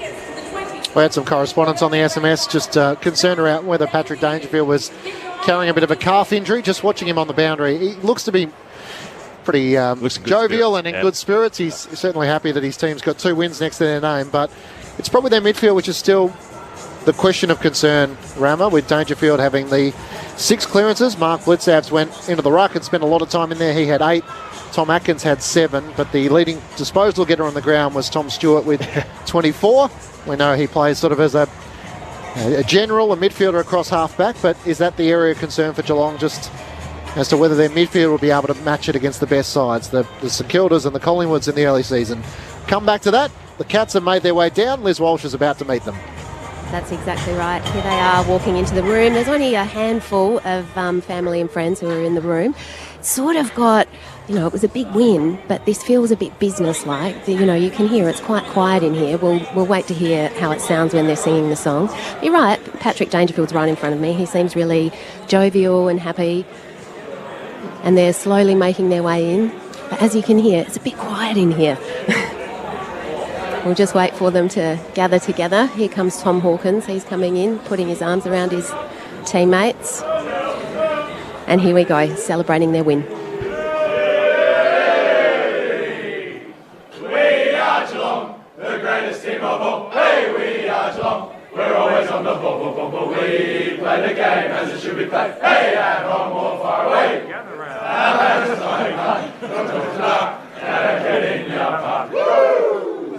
And there you go. That was the winning team's song. We'll be back soon, hoping to chat with Zach Tui. We look forward to that. Thank you, Liz. Some reference to gather round throughout the song, and almost a bit similar to Mark Murphy's reaction once the full-time siren went. It felt long at certain stages of the afternoon. I think the Cats were happy to have it in the books. 47-point winners. I've got some more 100-metre dash, our all-star grand final sprint. That'll never happen. Team that we're trying to put together, fastest player in the competitions. Brent Delidio territory. Some of the nominations I've received are actually from taller players in the competition. So perhaps players you wouldn't ordinarily think of. But the King twins, Apparently both very fast over 100 metres. Reece Stanley is another one, pretty rapid. Jordan Clark plays for the Dockers. Obviously, he's played for Geelong. He's pretty zippy. Keziah Pickett. Yep, I'd have burst Price in the frame. Yep. So Brad Hill's won it a couple of times. Yes. So that's how. There we go. We're starting to get a few names together, but we're looking for guys that are the taller one's an interesting one. Yeah. Because the 100-metre sprinters are notoriously they're quite well. Usain Bolt was very tall, wasn't he? He was about 6'4", 6'5". Yep. We'll come back to that. Geelong winners by 47 points. Back to Liz Walsh. Yeah, thanks, guys. I'm here with Zach Tui. Zach, second win of 2023. I don't doubt it feels good to back up last week's 82-point win with another big win. Yeah, it's satisfying. Nowhere near our best just yet, but the signs are there, and they're I think a better side than a lot of people are giving credit for. I think they're going to take some scalps along the way. Does it feel like it's all clicking together out there on the field following those 3 initial losses that you had to start the season? Yeah, we played some good teams early. We shouldn't kind of underestimate that. But yeah, look, we weren't at our best early. It's a little bit of a work in progress, and some really good signs last week. And I thought, the signs were there again today, and a huge contest next week. Were they mostly there in that second term? That was the big one for you. Yeah, it was. Yeah, it was. Look, there's no doubt that when we get rolling, we're pretty hard to stop. But the league's just so even right now, and a team you thought was favoured 2 weeks ago, you might not think is going to make finals in 2 weeks' time. That's just the way it is. So, signs are there. We're capable of mixing it with the best. We just got to make it more consistent. Chris Scott seemed to keep you all together in for a long address at three-quarter time. What was his message there? I honestly don't know. It's all a blur to me at this stage. He knows full well I stopped listening to him years ago, and it served my career very well, so I'm not actually sure what he said. And on that excellent response, let's head up to our experts in Adam Ramanauskas and Mark Murphy. Zach, it's Ram. What up, mate? That's good. That's an honest answer, at least. At least you didn't try to make up something. Well, you know well when you played. I can't remember. I'm barely sure who we played. It's he knows well I don't listen to him. You should know well, Rama, I don't listen. Yeah, I know. We'll talk you up here just after the game. And so you absolutely dominate that first half, 14 goals to 3, and then West Coast beat you in the second half, 10 goals to 7. Is it a little bit of complacency, or is it a little bit of just pacing yourselves through the season at the moment? We're certainly not consciously pacing ourselves, but I think one thing we learned from last year is that there is a particular time of season you want to be peaking, and we're nowhere near our best and playing some pretty good footy at the minute. But like I said, mate, it's just hard to dominate a game for 4 quarters against anybody. Fortunately, our good is good enough. We just got to kind of string it together for longer. But I'd be surprised if anybody dominates 4 quarters against anybody this year. Now, we're a little bit disappointed because you put 1 goal of the year candidate there, but your second one, I think, in that last quarter just missed. So you're pretty happy about that first one, though. Yeah, honestly, most of my goals in my career have been okay, but they're just kind of long-running goals. They're not really special. That was the first cool thing I've done in 250-odd games. So, and I had breakfast this morning with Jez, and I was pretty keen to kick one. So rarely when I make those predictions do they come true, so it was nice. Zach Murphy, mate. Don't pretend like you're looking to centre that either next time. Just get the blinkers on anytime you're within 70 metres. Don't even try and look like you're going to centre it. Just eyes on the goals, mate. Learn from the best, Murph. My conscience is clear. When you cast your eyes inboard, you have a licence to do whatever you like, so my conscience is clear. The skipper spoke a couple of weeks ago when you were zipping 3, saying that the confidence was waning a little bit. Do you feel that the confidence is starting to come back within the group? You've had some inclusions with Tom Stewart, obviously, over the last couple of weeks, and Mitch Duncan, and guys who've had interrupted pre-seasons now starting to get that run in their legs and coming back into the side. Yeah, it's pretty important to have your best players up and firing. History tells us that you need that. And those guys are all pretty key for us. And look, we just kind of got back to playing players in roles that really, really suit them. And like I said, we're a long way off our best just yet. But getting those guys back and kind of getting back to some of the fundamentals of our game plan have served us well in the last couple of weeks, but big challenge next week. You've had an interesting journey being, and obviously predominantly a half-back flanker. Are you enjoying yourself more playing on a wing and up at the forward line, kicking goals? Yeah, it's refreshing. When you've been around the league for quite a few years, you don't often get that kind of big sweeping change, and getting moved from half-back up to the wing and a small bit of forward was really refreshing for me a couple of years ago. And as a player, I just love the idea that I can kind of be I can fill some holes for the team. If a player goes down back, we can move players around, and I take great pleasure out knowing that I can kind of help the team in multiple roles. But yeah, it's been refreshing, mate. I'm tired of playing on the gun small forward, so it's nice. Zach, it's Corbin Middlemass here. We were having a conversation in the broadcast about the fastest players in the competition, and we had a couple of your teammates in the mix. Someone threw forward Reece Stanley over like a 100-metre dash. Max Holmes was in the conversation. Jordan Clark, who obviously plays for the Dockers nowadays. If you were assembling a field of some of the quickest players in the competition over 100 metres, who would you have in there? Does it have to be teammates? No, just anyone in the game. Well, I don't know exactly what his top speed is, but Charlie Cameron can hit top speed faster than any player I think I've ever seen. So he's the first one that springs to mind. But if it is over 100 metres, I honestly think Reece Stanley would go pretty close to beating just about anybody. Wow. That's interesting with the big guys, isn't it? We also had the King twins put forward as pretty sharp over 100 metres. But, so Reece Stanley would beat Max Holmes, you think, head-to-head? Yeah, he's got a big stride, and when the big guys have to just run in a straight line and not make too many decisions, that's when they're at their best. Very good. Zach, it's Matt Clinchy. We had a bit of downtime in the third quarter, so we're debating Jeremy Cameron's start of the season, and maybe a teammate of yours, Mark Blitzavs, is possibly one of the few who might be able to stop him. How impressed have you been by Jess's form to start this season? Well, it's almost, we kind of expect it, don't we? I mean, these guys don't kind of dish up huge numbers every week. They can sometimes be critiqued, but he's a unicorn, Jez. He's one of a kind, and kind of plays to his own kind of set of rules. And why wouldn't you when you can do what he does? He's probably, in fact, he is the most freakish player I've played with. And it's bloody impressive to see it up close. And just, I don't know if you have an update, but Tyson Stengel with that awkward tackle in the second quarter, some concerns he's going to get checked out at hospital? Yeah, to be honest, mate, I only saw him going off, and was it his wrist he looked like he was holding? Yeah. I'm really not sure, so fingers crossed he's an integral part of our team. But I honestly don't know anything just yet. And finally, Zach, as we let you go, what have you made a gather round, everyone being in Adelaide for one weekend? It's been executed so well, to be honest. I think there's a real buzz around Adelaide, which is great, and there's a lot of different jumpers in the crowd, which is great. Kids seem to be really enjoying it. A lot of families here. I wasn't sure what to expect, but I have to admit it's been pretty special.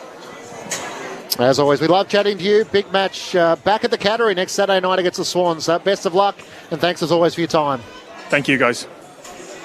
Zach Tui joining us from the victorious Cats, winners by 47 points, 21-10, 136 to the West Coast Eagles, 13-11, 89. That's the sharpest answer I reckon we've had to a question. I was just about to say, how do you think it would have gone with Kevin Sheedy or Mick Moldhouse?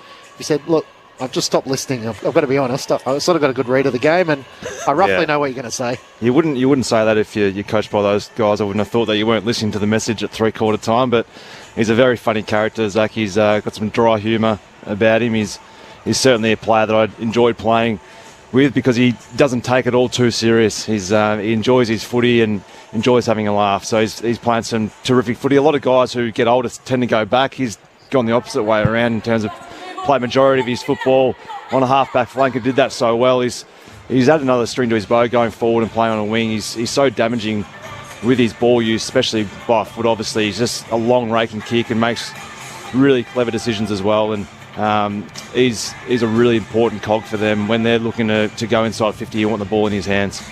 He's evergreen. Like that run down in that last quarter. So the pace is still there. And there's a real opportunity for him to break the late great Jim Steins' games record this year for an Irish player, which would just simply be amazing, Zach. Yeah, because he's had a great run injury-wise too, and he's got thick legs, like he's very thick around the waist, so you can see him playing for a lot of years yet. The other match taking place from Norwood Oval on the parade, 3-1 the way of the Giants in the second quarter. They lead by 12 points, 5-5-35 to the Hawks, 3-5-23. So a couple of goals to Jesse Hogan and to Fergus Green, and great to see Aaron Cadman, the number one draft pick from last year, get an opportunity to play his first game and kick his first goal. Adam Kingsley, when we spoke to him pre-game, was enjoying being asked weekly as to when we were going to see his number one draft pick. Well, he's there lining up on the parade this afternoon. There is a call available via the ABC Listen app. Just look for the AFL Extra button. It'd be a good trivia question if he goes on to become the grade of the game as the number one pick. Where did he play his first game? Out at Norwood against Hawthorn. So who knows? It's got cheesy game show written all over it. By the time he retires, we might have had 15, 18 editions of Gather Round by then. Quite possibly. Murph's not as sure. A 3-2-1 for the ABC Footballer of the Year. Just repeating, still to come, Collingwood and St Kilda. The news coming through that Jordan De Goey is out of the Collingwood lineup and Will Hoskin-Elliott comes in. Yeah, I did these votes, I think, with about 10 minutes to go into the third quarter, so I did them pretty early. I thought the game was well and truly put to bed by that stage. I thought my one vote goes to Tom Hawkins. I thought he was terrific at the start of the day. He was unselfish, kicked his goals, kicked 4 in that first half, but just brings his teammates into the game. I thought Paddy Dangerfield, he gets my 2 votes. Thought he was terrific, especially out of the centre square. Just some noticeable burst and run and carry and use the ball really well inside 50 as well.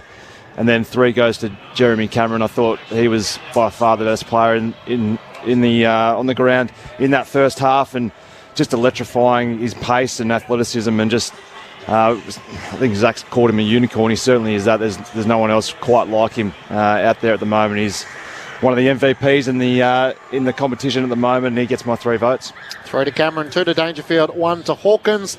You can come up with 3 names for Clint Wheeldon for the Christian Medal Rammer as we make our way to the airport. And news filtering through, I'm not sure if it's officially confirmed from John Ralph at the Herald Sun, but he's saying there is negotiations taking place that Adelaide might host the Gather Round until 2026. With what you've seen, Rammer and Murph, would you be happy enough with that? Yep. Very happy with it. Absolutely loved my experience over here this weekend and would definitely want to be back here next year. It'll probably be the second biggest story of the day, Rammer. What's the biggest? Oh, the lasers for the Ducks. Oh, the Ducks. I told you earlier. Yes. If you missed it a little bit, how could I forget those? If you missed it a little bit earlier, there were some duck droppings on the ground out at Mount Barker. I exclusively reported earlier that the AFL had to use their lasers to keep the ducks off the playing surface, but they were able to do that successfully, and the game went off without a hitch. I'm going to sleep so well tonight. That's what I bring to the party, Rammer. Thank you. On Grandstand AFL Sunday. Geelong winners by 47 points. They make it 2 wins on the trot. 21-10, 136 for the West Coast Eagles. 13-11, 89. The Eagles with 10 goals to 7 after half-time. And as we may mention, after being down by 77 points, they did fight it out into the final term. Thanks so much for your company for this gather round. Thanks to all of our team from behind the scenes, for Andrea Williamson, our dashing Hollywood technician Stuart Baker, Stu Birchmore, all of them involved, not to mention our executive producer of Live Sport, Tim Verrill. Great to have him here in Adelaide. There's still one game to come. It's the Magpies taking on the Saints. Don't go anywhere. Our team will pick it up straight after this with Clint Wheeldon alongside Ben Cameron, Mick Malthouse, Luke Ball and Liz Walsh. You'll hear all the action on ABC Sport this afternoon. It's the Magpies taking on the Saints.